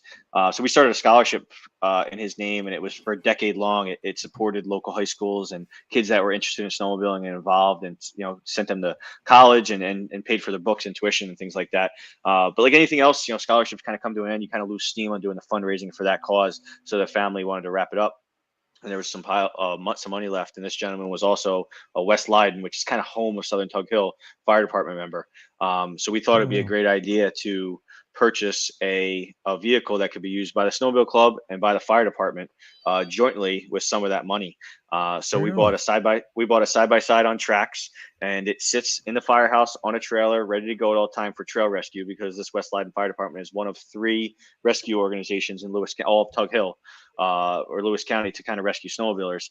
And then anytime that we want it or need it for any type of trail work or anything at all, we just kind of communicate with the administration of the fire department, and it's ours to use. So it's a really, really kind of wonderful collaboration and joint effort and collaborative funding thing it helps both entities out tremendously. Very good. Yep. So hats off to the Wilbert family. Thank you guys so much for your generosity, and obviously Seth's support over the years, because he was a big supporter and developer of the Southern Tug Hill Sno-Riders. Nice to do something like that so the legend can live on too, Yeah. I see somebody just added a comment in. Don't forget, big shout out to Tim Barrows Performance. Tim is a good friend of Southern Tug. He has a massive parking lot in the epicenter of snow, right in that high market area. So like I mentioned before, if there's snow in New York State, there's a good chance that there's snow in and around Tim and his shop, and it's called Barrows Performance, located on Michigan Mills Road in Constableville, New York. It's a great spot to stop and drop for the day. He's got fuel. He does have a little food shack there that he opens on the weekends and hotspot days. So Brad's right on it. He must be a New York guy. Yeah, maybe. What are we looking at here? A mess. Yeah. This is I believe that this is a trail reroute due to a trail closure because of an unhappy landowner, which happens regularly, usually at unopportune times. But this is just our volunteers doing their thing and rerouting things, making sure people are aware and trying to keep it as safe as possible. That's what that is. Sweet. Yeah, we see that all too often. All too often. It's a shame. There's me and my pup, in the summer doing something. I think we were actually drinking beer that night. It definitely wasn't in work. Definitely wasn't in work clothes. So, but that's a good shot of our tractor. Like I said, we have 2 of those 145 horsepower. We have 1 case and 1 New Holland machine, and we just absolutely love them. The guys love driving them. Now, do you have groomer sheds and things like that on the trail like we do here, or are they like some volunteers' farm that the equipment's stored at?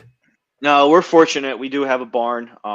It was built before my time, so hats off to the administrations before me and how they built it and funded it is unbelievable.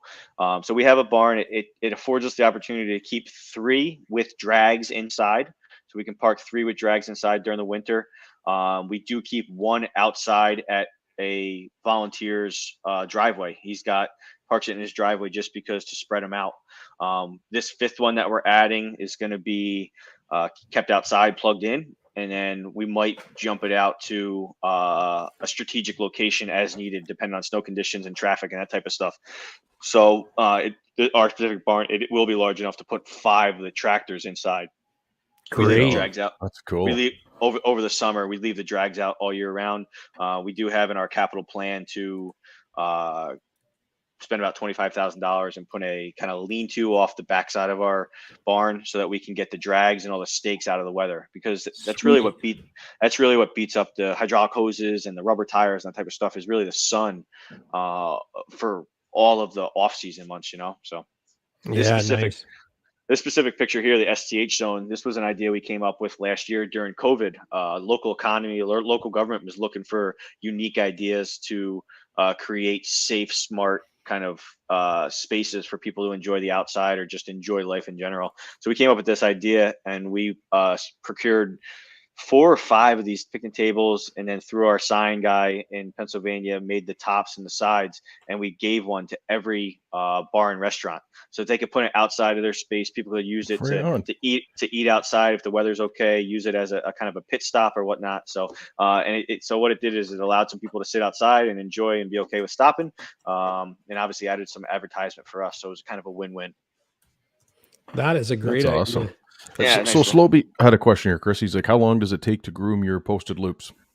So we have we have 4 specific groups. We run 4 groomer loop right now, and each loop is 8 to 10 hours depending on conditions. Okay. So we typically try to run 6 nights a week is what we need. We schedule Tuesday nights off for maintenance. And then Wednesday to Sunday, we have to run Wednesdays because you're making up for not grooming Tuesday. And Thursday, the weekend traffic really builds. So Thursday, Friday, Saturday, Sundays are an absolute must. And then really Monday, you're piecing it back together. Tuesday, you break. And then Wednesday, you start again. So that's how it goes right now, just so everyone knows kind of how these things work. I mean, we have 2 groomers down right now. So 2 of our 4 are down mechanically right now. One actually caught on fire. I had an electrical fire on Friday night, burned up a harness. So we're dead in the water there. And then guys were leaving after this new storm. We're doing their pre-checks. We're pulling out of the barn, and we broke a pintle hook. It was after 5 o'clock. Unfortunately, we don't have one in the spare cache. So we have 2 groomers out in the snow at the moment. And the guys will fix it up real quick tomorrow morning once we can get the parts in the shop. And then they'll get them back out. So it's a never-ending battle and shuffle of people and equipment. I feel like we do have a schedule, we do have a system in place, but we are always putting out fires and always juggling the system to make it work. Mm-hmm. But we get to it eventually. Yeah, equipment failures are probably the hardest thing for a club to deal with, right? It's hard. It's hard, and we are very fortunate. We have some people that are dedicated and have the skills and the ability to fix this stuff. Without that, we would be spending a tremendous amount of money. If for every breakdown we had to go to a shop, a tractor shop or something like that, we deplete our funds very, very quickly. Yeah, I can imagine. Yep. Now, your groomer operators, are they paid or are they all volunteer? Oh, 100% volunteer. We spoke about that before. These guys go out there out of the kindness of their heart, and if they're lucky, they get a free cheeseburger dinner at one of the restaurants. The local establishments are good, and they do recognize what these guys are doing and the amount of time that they're spending in the seat, and really what they're doing for their establishment. So they don't blink an eye about buying them a dinner. So I know Tony Katz on there. He's the one that set it. Yeah, so he's the one that set us up. So hats off to him. Hopefully he's feeling good, but he's a proud STH member, and I know he's always wanted to be a firefighter, but there's one of the picnic tables you've got propped up there. That's cool. Yeah, that's pretty neat. It's a good spot. Good stop there. And that's there's awesome. The Yeti. Not the Yeti, not Robert O'Donnell Yeti, but it's the Yeti. So this right here, this is a bridge that crosses over our Fish Creek. The top of the bridge is actually the back of the Milk Plant Tavern. And this is just your typical things that you don't realize how much money and how much time goes into just redecking this. So no infrastructure involved.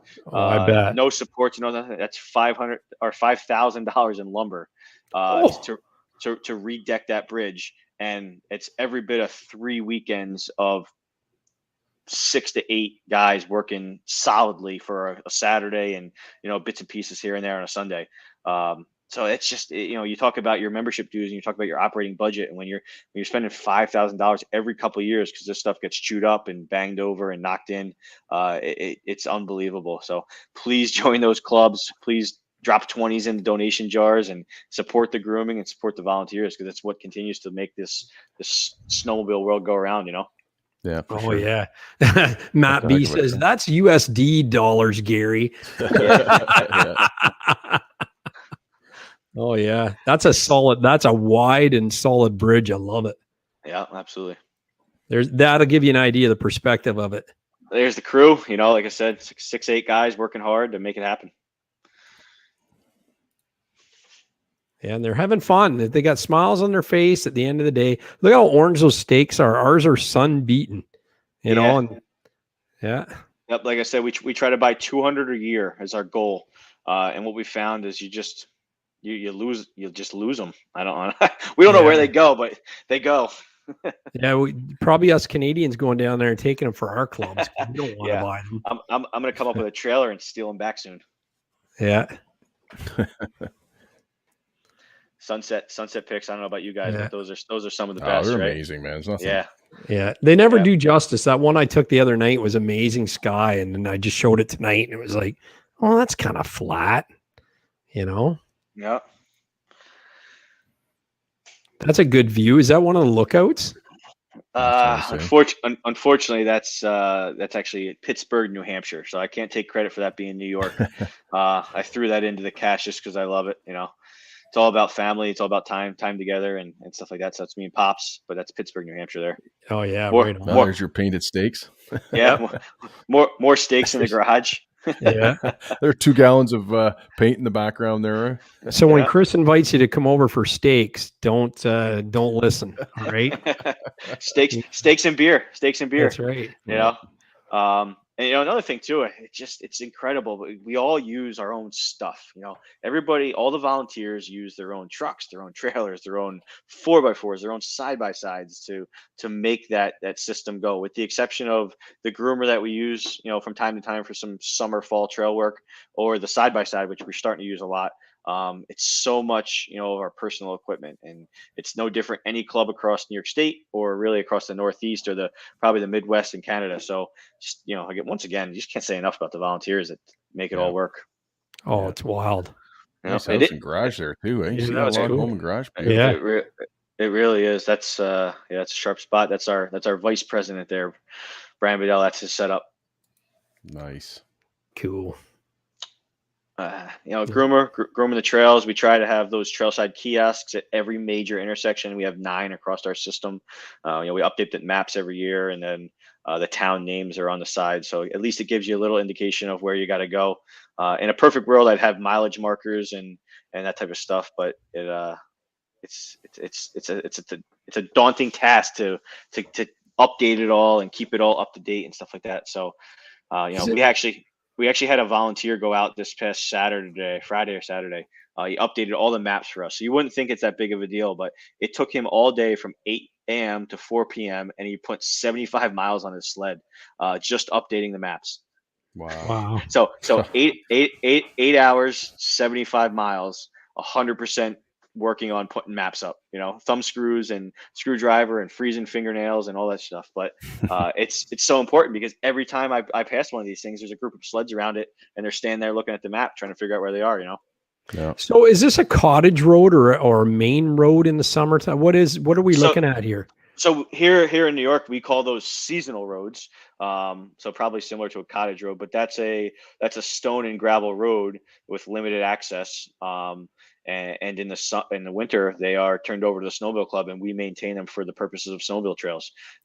So it's the best trail conditions you can possibly ask for because it's a road system with a little bit of grade and already some drainage built in and some culverts and some bridges, and it's wonderful for us. Very, very limited amount of signage work has to go on because they're built as roads. So they're long and sweeping in some of our straightaways, and then they have a nice natural fencing to them as well. So it's really some of our best rides. This is our Camp 2, Camp 4 intersection. We hook up with Osceola Snowmobile Club to our west, and this is some of the deepest snow in New York State, right? Kind of in this area. Yeah. Neil Owen has a tip for you too. He said, Chris, we use local high school shop class to create our stakes. They cut them, they paint them, and they put reflective tape on as part of a student volunteer program. Wow, great idea. I'm writing that down. That's an excellent idea. Yeah. So that's a good tip for you. Yeah, that's huge. Thank you very much. Yeah, no Timbits or beer needed for that. Oh, you don't know what Timbits are. No donuts or beer needed for that. Okay. Now that is a nice night right there. I want to ride that. Oh man. Yeah. That's better than coming around the corner and seeing that laid down in front of you. Eh? It's awesome. Yeah, that's probably what it looks like tonight up there. The boys are laying it down, I'm sure, and fresh snow on one side and groomed on the other side, and they're running in tandem, so you can see the two different styles of tractors we choose. Both New Holland systems there, but the Sure Track system, which is kind of like more of a bulldozer, utilizes the drag and the pivot to turn, and then the Sure Track system is more kind of standard, runs like a little bit more like a truck in the front, and it's just get pulled. So we're happy with both. We have needs for both climbing hills and icy conditions and stuff like that. The system in the back is definitely beneficial. We've got the Munchkins instead of Timbits down here, Matt says. But do you know Justin Bieber, Matt? We got Tim Biebs up here. And you get a fanny pack with them, for crying out loud. You want to talk about a career that's sunk when you start giving fanny packs out at a donut shop. Your music career's gone downhill fast. Anyway, enough about him.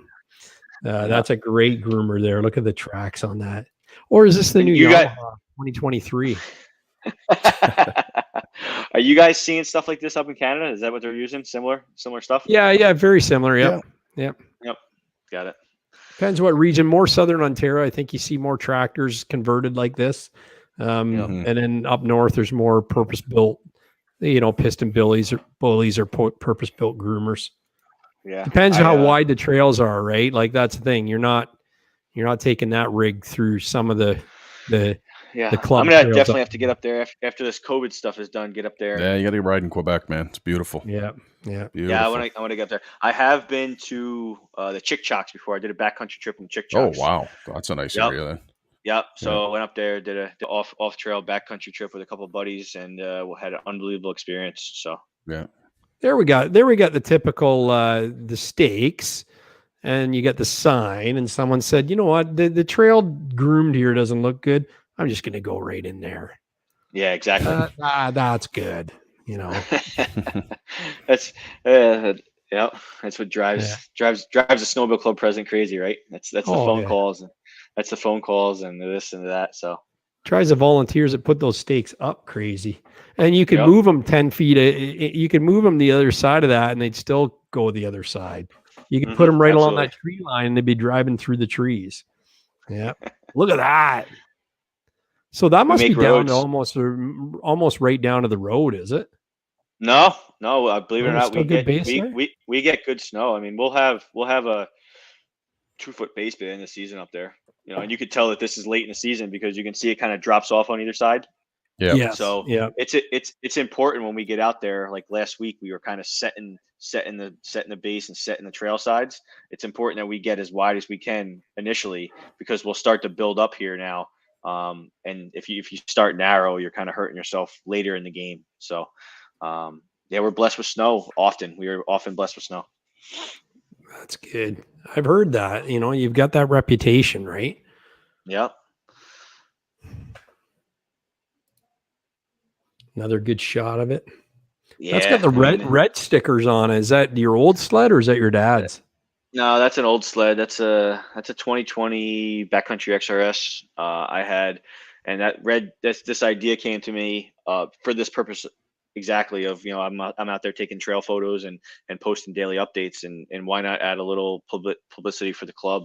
But the red stickers from them didn't hold up as well.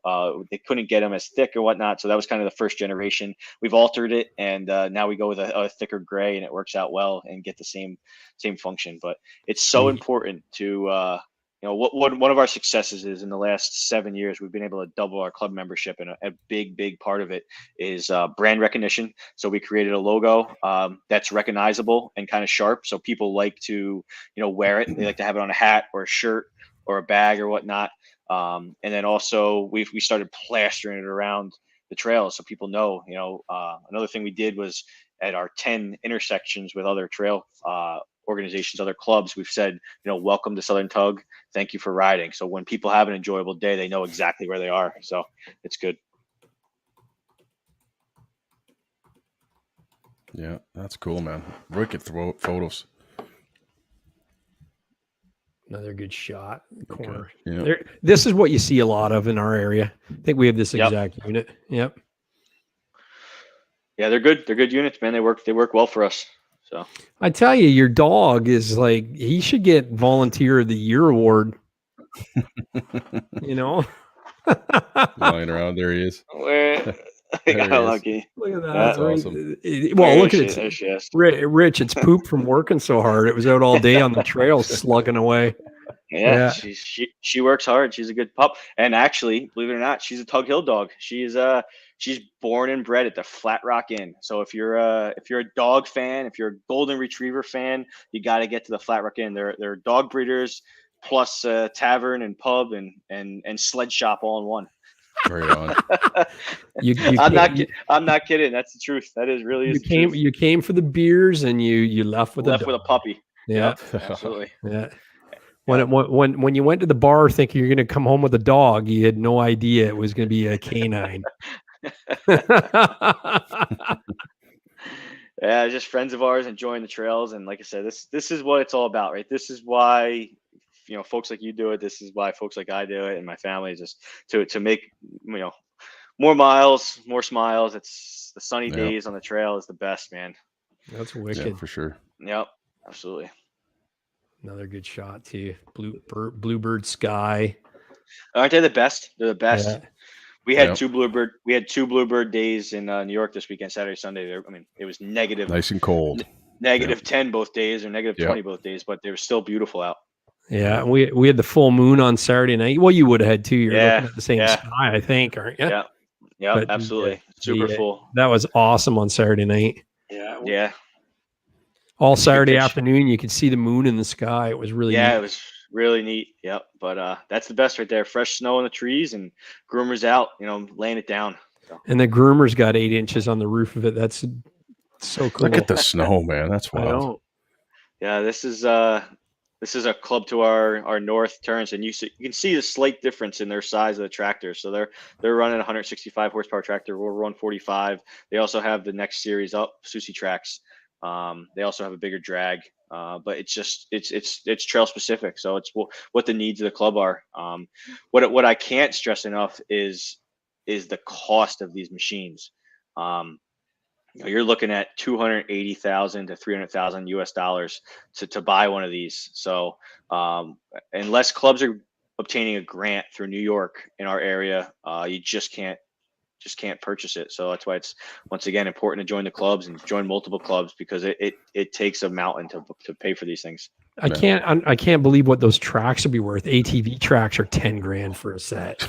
Those tracks nowadays are $90,000 US. Absolutely. Wow. Yeah. Yep. Jeez, It's not to mess around, right? No, it's nothing at all. Not cheap operating cost, is it? No way. That looks like a cold shot too. Yeah, cold shot, gearing up for a morning ride. We're big on the morning rides. My crew, we like to get out there and hit it from 7 to 9, 7 to 10. And you're not a windshield guy either. That sounds that's looking pretty cool. So no, this is a bad day, and the reason I threw this one in there is we typically don't like to publicize our struggles, but we do have them, like any club does. And this is an incident where we get so much snow that if you start to dip one of those tracks off the side, you'll lose it, and then you can get stuck. So this is just a situation where no major damage, no major nothing, just did a little slide, and you got to get rescued by your brother. But it's just the sheer amount of snow. You can see all the snow in the trees, making it tough. But do you have an extra one that's parked for rescues, or does that guy have to leave a section of trail to come get him? No, the way we work, and fortunately enough, a couple years ago, we were able to work with the county and put in county 911 radios in every groomer, because more often than not, these vehicles are also used in some rescue missions when there is a a serious accident or fatality or something like that. So there's a specific channel set aside for snowmobile clubs only, and the groomer operators know it's not for the banter, it's not for back and forth with your buddies while you're out grooming. It's for hey, I'm off a trail, I need some help. Is there any groomer close by? And through that they'll be able to work it. But typically these groomers aren't right around the corner and they don't move very fast. So it takes some time to get some help your way. But fortunately through the radio system, and then about 70% of our system does have cell phone coverage, so you can make some cell phone calls and stuff like that. But we make sure we carry at least 2 good chains in each drag box, and we haven't left one out there yet, so that's good. We had a groomer go through a lake or a swamp a few years ago, like right down in, and they had to rescue it out, and the trails are closed for a while because there was no grooming operation on it. So they had to develop a rig to actually lift it up out of the ice. It wasn't a tractor like that, but it was a big machine nonetheless. Yeah, I'm not proud to say, but we sunk 3 last week. Early season, no frozen base yet. Guys pushing it, and so we sunk 3 groomers just last week. Jeez, man. Yeah. Nice shot. Yeah, that's me. Those are wicked. That's me enjoying something somewhere. Yeah, right. And look at that. Nice. That's a good base. Like, that is beautiful. Yeah, and the guys do a good job of pulling snow in, as needed, and just helps build everything up. Smart. Yeah, hitting the sunset, nice coming on in for that beer at the camp, right? Nice. After a nice long day. Yeah. Good hats. Well, speaking of hats, why don't we give one away? Want to give one away? Yeah, for sure. Yeah, for sure, man. Yeah, Rich, you got it. So I won that one. Great, done. Yeah, finished. We're done. Okay. How many people we got sitting here right now? 92. I'm going to do, is 150 a good number, Rich, or what do you think? Holy. Is that too high? Should I just do a randomizer to grab the names, eh? Okay. I know. I do have a system. Yeah. Hold on. Now, I didn't count on him having prizes. I got a system. Many prizes this year. I got a system. We'll get it in place, and we'll make sure it happens. Okay. Whoever the winners are, just email me or whatnot, so I can. It's number 90. No. Yeah. The winners email me. Email fanphoto@mudbrats.com. So number 90. Just count up 90 from where you are. Yeah, do that, Rich. That's good. Sorry, it's such big numbers. I wish it was 3. Maybe I should have just said it was 3. But man, we had 99. No, what was it? 119 out of 120. And now I did 100 and we got number 90. Jeez. The end of smooth. So that's me a couple years back. And the end of this, the story of this picture is a disgruntled club member left my club for one reason or another and joined the neighboring club. And everywhere where we match up to them, he had some message for us, which is hilarious. So that's great. I was out for my morning ride and I came across it. I just absolutely loved it. You can't beat it. Whoever just said, I will buy one. Yeah. Where can they find him? Jason Seamer.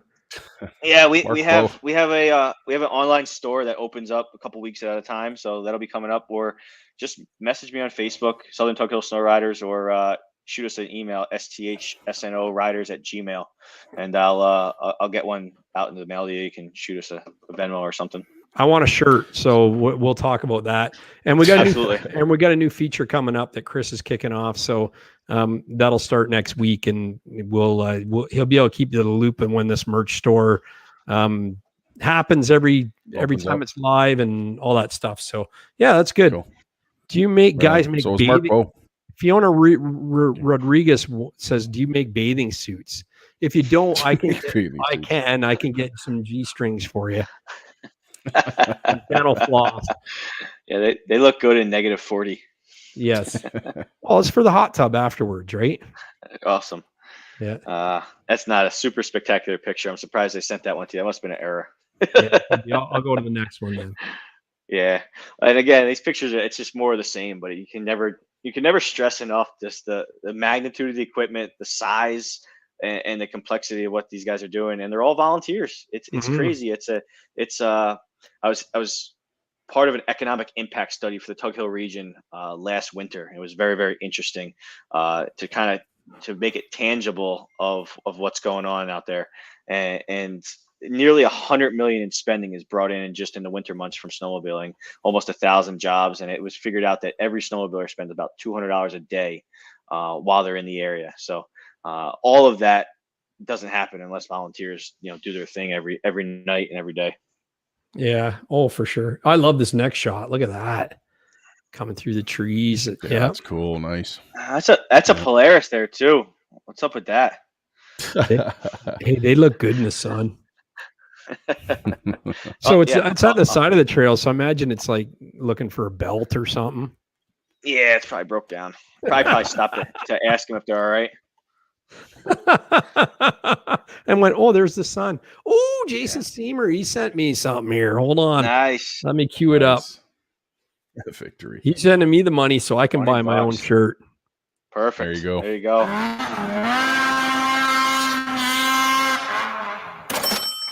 And it's a super sticker. He's got the victory and the peace sign on the sticker he sent me. So that's awesome. Thank you, Jason. Very cool. That'll pay for my Tug Hill shirt. Yeah. Sure will. So Dave Snyder says hi from Fond du Lac, Wisconsin.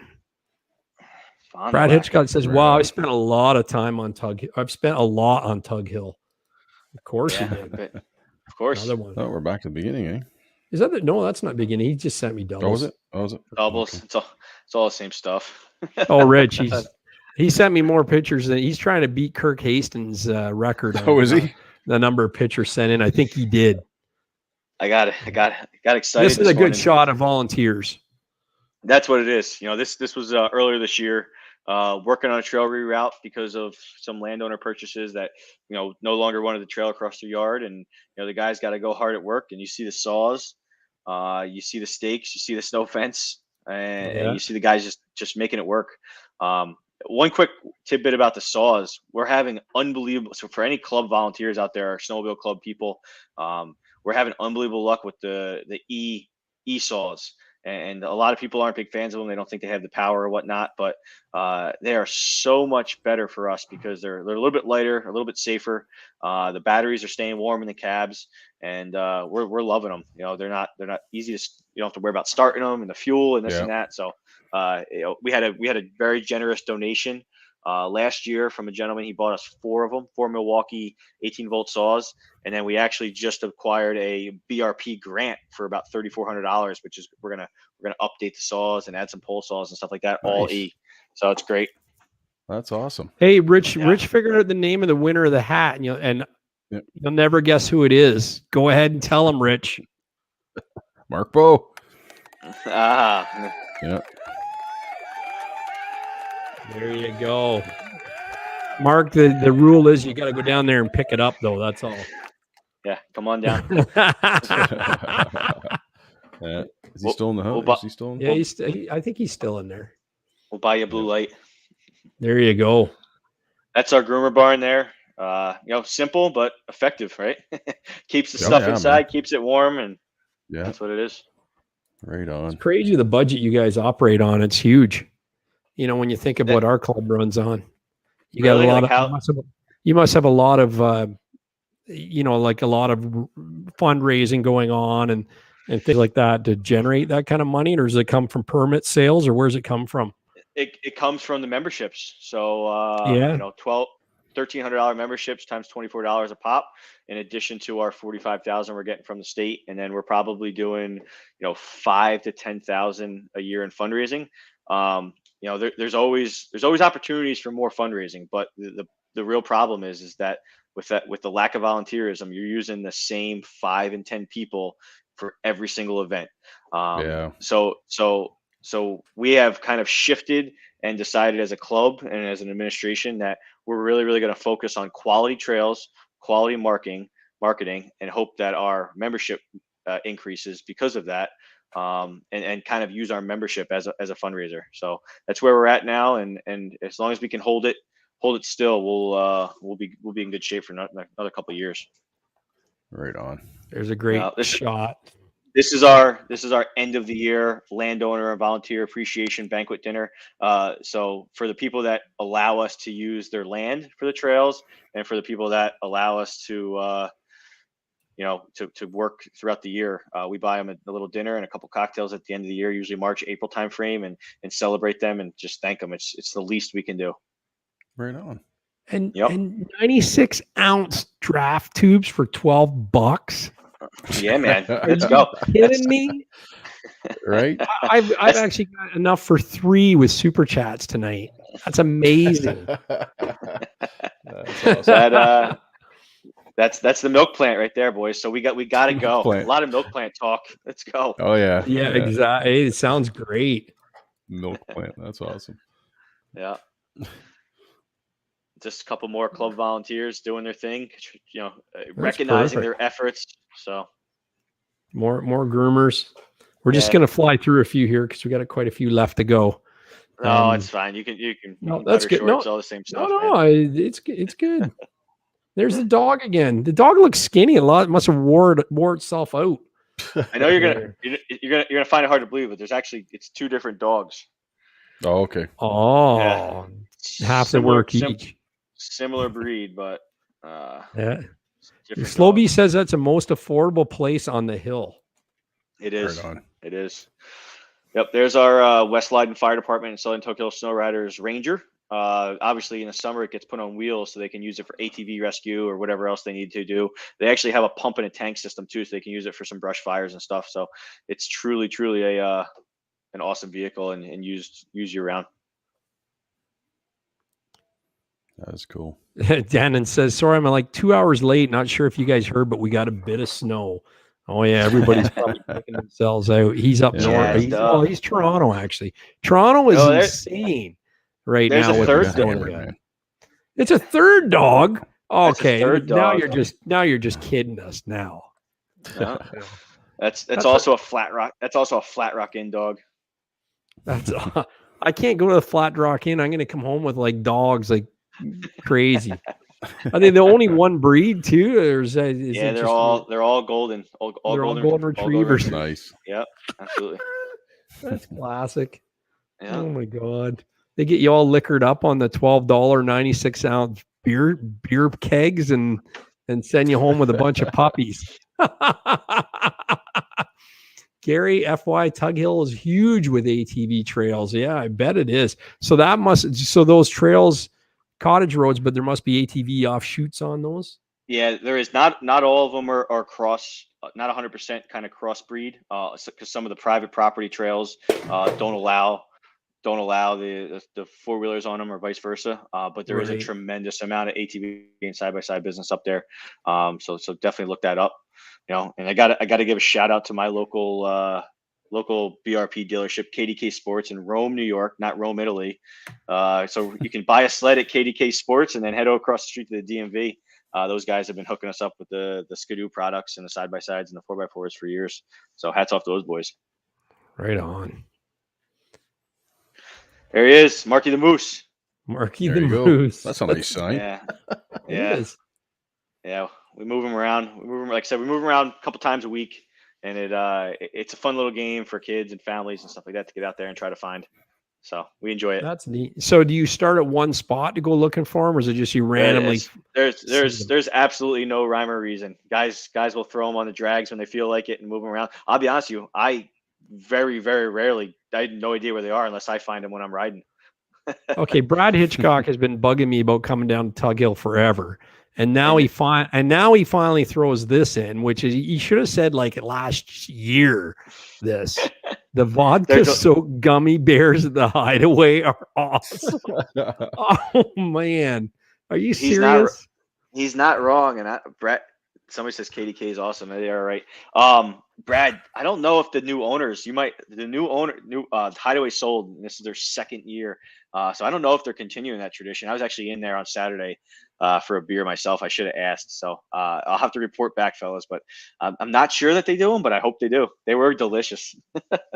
Dare Dog says Gary can't handle Tug Hill. LOL. That's hilarious. Oh, jumping. That's the something. dog You again. just got to wait till the end of the ride. And it's like, okay, we're done yeah, it's riding. definitely- Keys away. Yeah, You end know? of the day. Yeah. Yep. Holy crap. What are the rooms like at where is that? The hideaway. They have rooms there or cabins? Unfortunately, they do not. Oh, come on. They do not. We'll have to get Brad Hitchcock to pick us up and Uber us around. So there's a dog again, enjoying the fruits of its labor there after it had a hard day at work in the sunset. That's a great shot. Yeah, that's what it's all about. Like I said, we love having that. So It's really cool. It's like our area, man. It's a lot of terrain, the same. But this is your typical snowmobile trail in the summertime. Look at that Yep, base. so that's our best trails, and obviously we don't have 100% of those. We wish we did, but that's our best trails have this in the year round because that's what affords us the opportunity to build up snow quickly. But you can even see the difference there. I mean, you can see it's about 1 truck wide or a truck and a half wide, but we're going to groom those things all the way out to that blue sign. So you can actually make the snowmobile trails much, much wider than the actual road. That's yeah. wild. Oh, for A sure. lot of brush clearing, eh? Yeah. Yeah. Is that your trailer there? That's my trailer. Yeah. With Nice. gotta do some, fortunately enough, I don't have to use it very much. We ride right from the yard up there, which is great. But every so often, we travel around, or sometimes got to get to some higher elevation, early season, late season. Putting the broken Polaris's in. Yeah, exactly. Got to pick them up. So another shot. Really? Another shot for our KDK Thursdays. We're fortunate enough that KDK dealership, they sponsor the club, and they do every Thursday. They sponsor our trail conditions. So you can see their logo on our hood. They rent some hood space from us too. And this idea came up because all my guys now with smartphones, they constantly take pictures, send them on Facebook. Yeah, So- that's a good so idea. we rent it's out- like NASCAR so- sponsorship, right?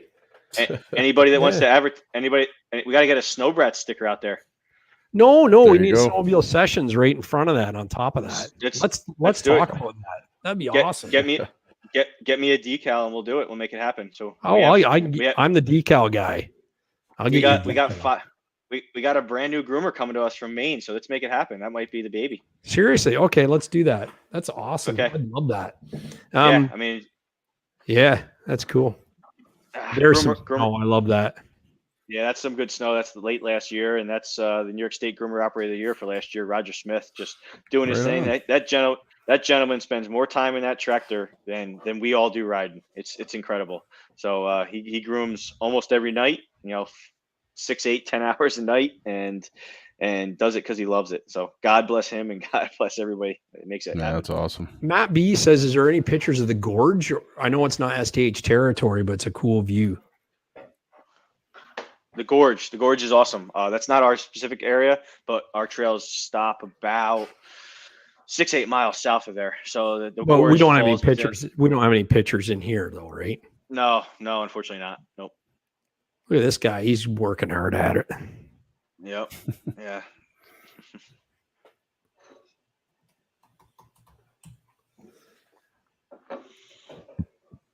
Nice rip there. So the big thing about our area, specific to Tug Hill, is you're going to get a total full complement of kind of terrain. You're going to get a little bit of scenic overlook, a little bit of mountain terrain. You're going to get a handful of open meadows and farmlands. You're going to get some winded wooded trails. So you really kind of get the full gamut when you come to our area. And in a day, you're going to really see everything. As you go to some other areas in New York, you're going to ride, all farmland, all plains, all kind of wooded, twisty turnies, Adirondack style tree trails. We really have it all, which is nice. It changes it up for sure. That's awesome. Yeah. Yeah. Good mixture of terrain. Yeah, it's good. There's Marky Moose. It's always a good sign when the bottom of the sign starts creeping up on the snow line. I love it. couple years ago, our 6-foot stakes weren't tall enough. The county came back. County came back and they said they wanted to have us put 8-footers in, and we said, who can put those in? You can't. Wow. What 5.5 foot or 6 foot man or woman who's the volunteer who's putting those stakes in can put an 8-foot pole and none. So it's not going to happen. Yeah. But yeah, No. From time to time, you'll just have the actual sign, sticking out of the ground. So What's the Seaville gear path? Goat path. Oh, the goat path. Okay. Yeah. Seaville Goat Path is not our proudest trail by any means. But that's a stretch of trail that has been changed and rerouted due to land closures because of unhappy landowners. And we actually climb about 1,000 feet in elevation in about 1.5 miles. And it's a south-facing hill, so it gets beat with the sun. It's wooded, it's nasty, it's twisty, it's turny, it's through rocks and canyons and creeks and bends. But we make it up and down it. But it is very, very, very tough to keep flat. So thank God for the operators that do that, because it's not an enjoyable 2 miles of trail. Yeah.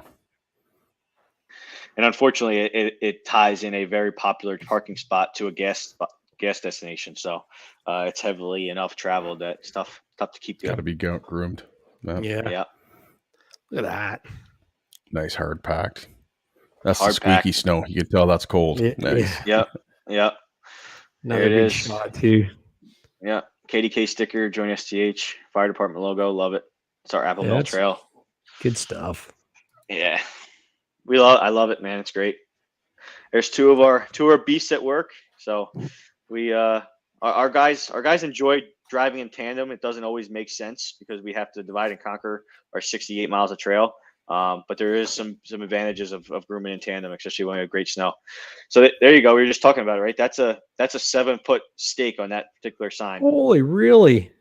Yep. So you're probably sticking out about 2.5 feet. So that's Love it. That's a good base. Hey, Brian Bedell says Southern Tug Hill Groomer of the Year, Roger Smith, 70 years old. He's the best. That's right. He is.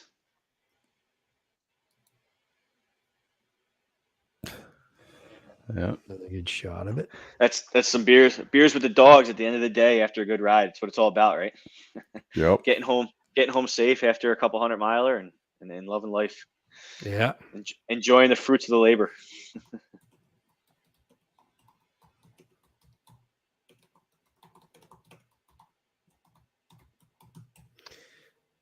Another good shot of the groomers.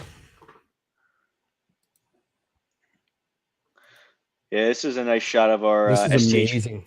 STH Family Day. I wish I had knew how many people stopped by, but we started this. This is up at Barris Performance, which we talked about before. Nice big parking spot, and they're fortunate enough to give us a spot, and they buy us the food for the day. And so we actually give food away. We give food, we give whatever merchandise is left over at the end of the year. We give it all away, and we just ask for donations. That's There you go. awesome. So if we have T-shirts left and hats left and this and that, and people take them up, they scap them up, stickers and decals and all kinds of stuff, and we have an enjoyable day. Bonfire and groomer demos and free food, and we're actually going to have a skidoo demo this year. There, the KDK Sports Boys are bringing up a couple demo sleds and maybe a lynx or two, and we got to rip those and check them out. So should be a Love good day. that. Love Yep. it. Yeah, that's cool. Yep, that's going to be February 26th for people that are planning. Nice. Yep. Fannies. There's Benny the Bear again. Excited to see you. Yeah. Loves it. Free food, 5th gear sale. Oh, STH gear sale and a 50-50 contest and a fire. Can't Nice. beat it, huh? Yeah. And he's got the Miller Lite. Hey, Slowby, Slowby was asking Chris, what was the camp that says "Smile, you're on camera" with old Dew and Yard? That's our vice president, Brian Bedell. That's his. Okay. That's his spot. So that camp that you guys are talking about with the garage and the log cabin, nice fire pit right on the trail. If you're ever riding through the tug and we're standing there having a beer or two and with a fire, please stop in and say hello. We love it. You know? Winter sunsets are the best, aren't they, fellas? Oh yeah. Oh, They're yeah. the best. Yeah. Yeah. Clear skies, No crisp. doubt. Just love it. You can't. It's a great shot. A lot of people go through life and don't get to see that, so that's awesome. That's right. Yep. There's some ice. That's actually in Lake Placid. Oh, seriously? So, so last year, a little bachelor party run for my brother. We did a West Leiden, Southern Tug Hill Sno-Riders up to Lake Placid day, 140 miles. We were there for lunch. Nice. We caught it right. Caught the railroad bed, and we set sail. That is nice around there. Yeah, it's great. It was a good day. Good day.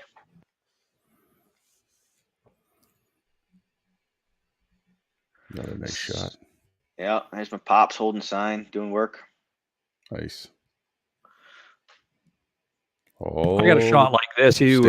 Yeah, all stakes. I love these all shots, signs. right? It's always unbelievable because this time of the year we're looking for more stakes. Like we need more stakes. We need more stop signs. We need more stop aheads. And it's like, where do they all go? You know, it's incredible how many stakes and how many hours it goes into pounding them in the ground to try to keep people in line, right? Yeah. And we know it's not going to work.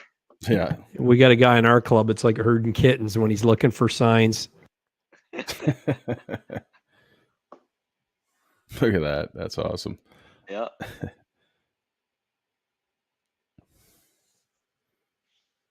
Pounded stakes. And that's what it's like right there. It's standing in the bulrushes or whatever and putting stakes in. Yeah. It's what it Trying takes, to dream about better days ahead when the snow comes. Yep. Yep. And there's a Figuring dog. How much snow will it take to cover all this brush, right? Yeah. I can't believe we're going to fill this swamp in with snow and ice. But it works. Every single year we do it. And you have a frost line, I guess, like ours, right? You want to put those stakes in a good foot or more. Yep, without a doubt. 2 feet, because they'll get pushed up if you don't. Yep, for sure. Absolutely. It's usually 2-3 good circles with the bar and 6-8 good pounds with the sledge. I wonder what age it is you can start reading these. Is it about 45 years old? Until then, you don't know what those letters mean on that sign. Yeah, Stay I can on say the trail. Yeah, I didn't know what it meant until I became a snowmobile club president. So get involved in your local club, you'll figure it out. Yeah. Yeah, you'll learn what stay on trail means real fast. You really do. Yeah. Custom signs just to let people know where we're at. So just it's all part of the equation here. It's all part of the master plan. Love this shot. Stand in the ditch, putting up a directional signage. Yep. One day it'll be filled in, right? Yeah. You'll be up. That second sign's probably buried. Yep, it is. You're not wrong there. Yeah. There's my daughter and her Southern Tug. You can't see it, but that's a Southern Tug onesie. She's getting all excited, grabbing the keys, saying she wants to go snowmobiling. So that's what I'll have to look forward to. That's why I'm working hard to make sure the trails exist for the next 25 years, until she can take over, right? Oh, for sure. Yeah. So. Oh, there's your trade show display. That's great. Yeah, this is the Big East Power Sports Show in Syracuse. We had this idea a couple of years ago. I think we were the first club to join and kind of sign up. And our thought process was spend a couple $100, try to grab some memberships and build some relationships. And it's been very, very good for us. And since then, we've started working on a relationship with Snowgoer. We actually made a little club zone. So they give the clubs 50% off the booth space, which is excellent. So happy about that. And it's a good thing for us. We typically pull 60, 80, 90 memberships out of it on a weekend, and that's good. Get to see some of our members and some of our fans and just have some good conversations. It's always late September, early October, so people are really just getting geared up and getting excited for the snow, and we love doing it, and we'll definitely continue to visit that show. Do you find people wait for that show as a kind of an annual thing to buy their memberships? I think that people wait because I think people like to get it out of the way while they're there. It's present. It's right in front of them. So we're going to do it now.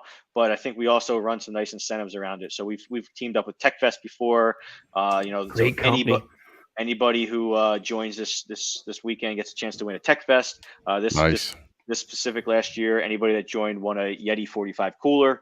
So there's always like a couple $100 value incentive to join that weekend, which is great. So we go with it, and it's really about the networking and the camaraderie, as you guys know, and it's a big part of why you guys are doing this. So, it's So it's just, like I said, it's another small piece of the big puzzle. Absolutely. That's pretty Right on.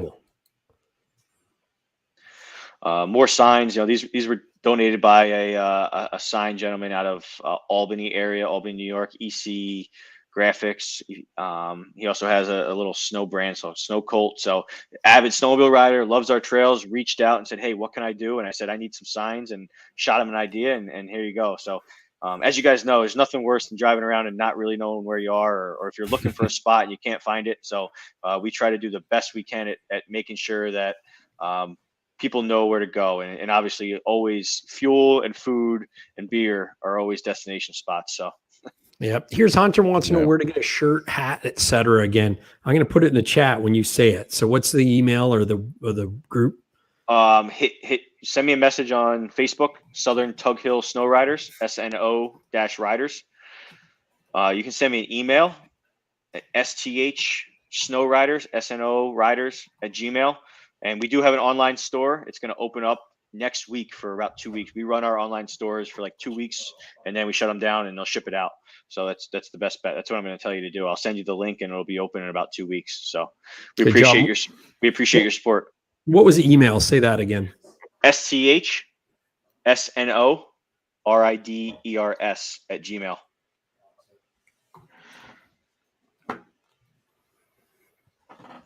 Hunter says Snow Colt's a great guy. He is.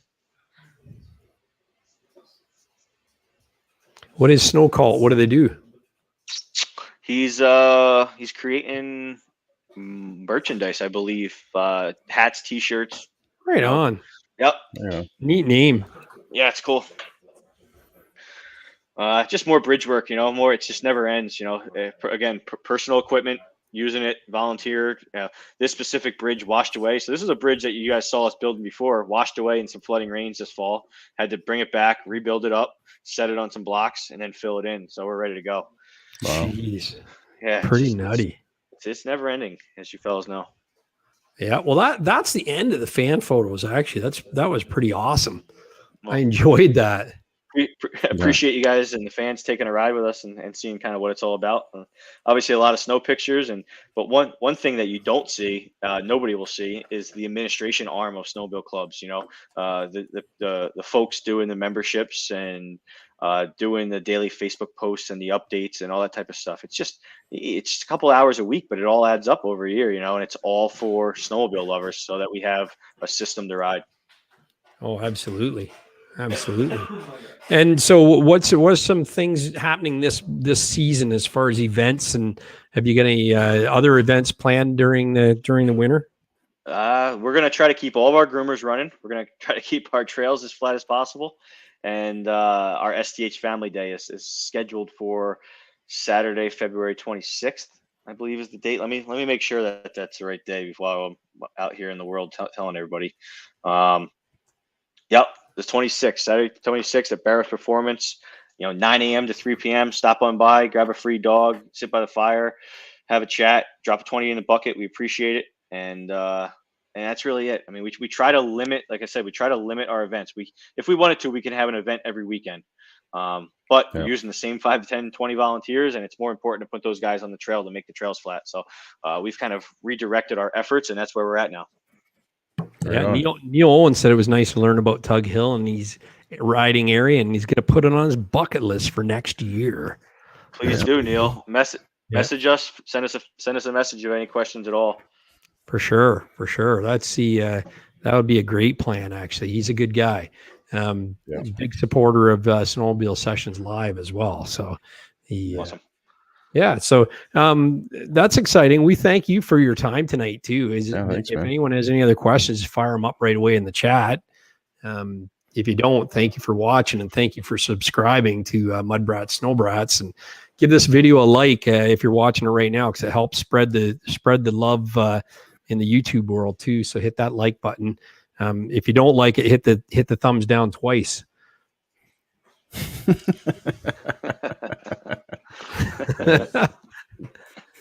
But yeah, so any final parting words for our fans out there? Gary, we want to talk about the club thing real quick, or? Yeah, we can do that. I think so. Gary, yeah, go ahead. Go, you go ahead. Like we're going to flush out this thing yet, but I've got 2 clubs interested in including Southern Tug Hill Sno-Riders. So we're going to do a feature of next week on clubs, and any other clubs watching right now want to get involved, just hit me up. But we'll show club logos and websites every week. We'll put a tile up and then we'll do a feature on one club. So for example, your family day week, before that happens, send us all the details and we'll talk about that live on the air to promote it before that event happens. Yeah, I appreciate it. It'll be pretty exciting thing. So yeah, so it's it was recommended, and then you kind of built up on it. So let's get this train rolling. Perfect. Love it. And we'll start that next week. So I've reached out to a couple of clubs locally here. We'll see what we can get. If we can get 5, let's say 4 or 5 clubs involved, then that'll keep it going through the rest of the season, and away we go. Slowbee says, great hearing from you, Chris. Love your trails. And Terry Tupaw says, yeah, I'd love to travel from Ontario take a week or 2 to look at Tug Hill and maybe Lake Placid. So great job, guys. Area. He says, yeah, for sure. Beautiful area. So, yeah. And Tony Katz says, anyone that's got his Facebook info, you can always hit him up, and he can put you right in touch with Chris as well. So I think everybody knows Tony, and it's probably connected to him as well. Absolutely. Yeah. Okay. So okay. Well, thanks for having me on. I appreciate it. Appreciate your time. Appreciate you. Great meeting you. Let's check. Thanks for the prizes too. That was amazing. I'm going to grab myself a shirt, so we'll arrange that. We'll talk about the decal on the tractors, because I want to get involved in that for sure. And and away we go. So thank you again. That was a lot of fun and great images to show tonight. All right, guys, have a good night. All right, thanks for your time. Yeah, for sure. Take care. Stick around. I'm going to roll some credits here, and we'll call her a night. And thanks a lot, everybody, for watching. I really appreciate that. Yeah. Just got to find the end credits here. Here we go.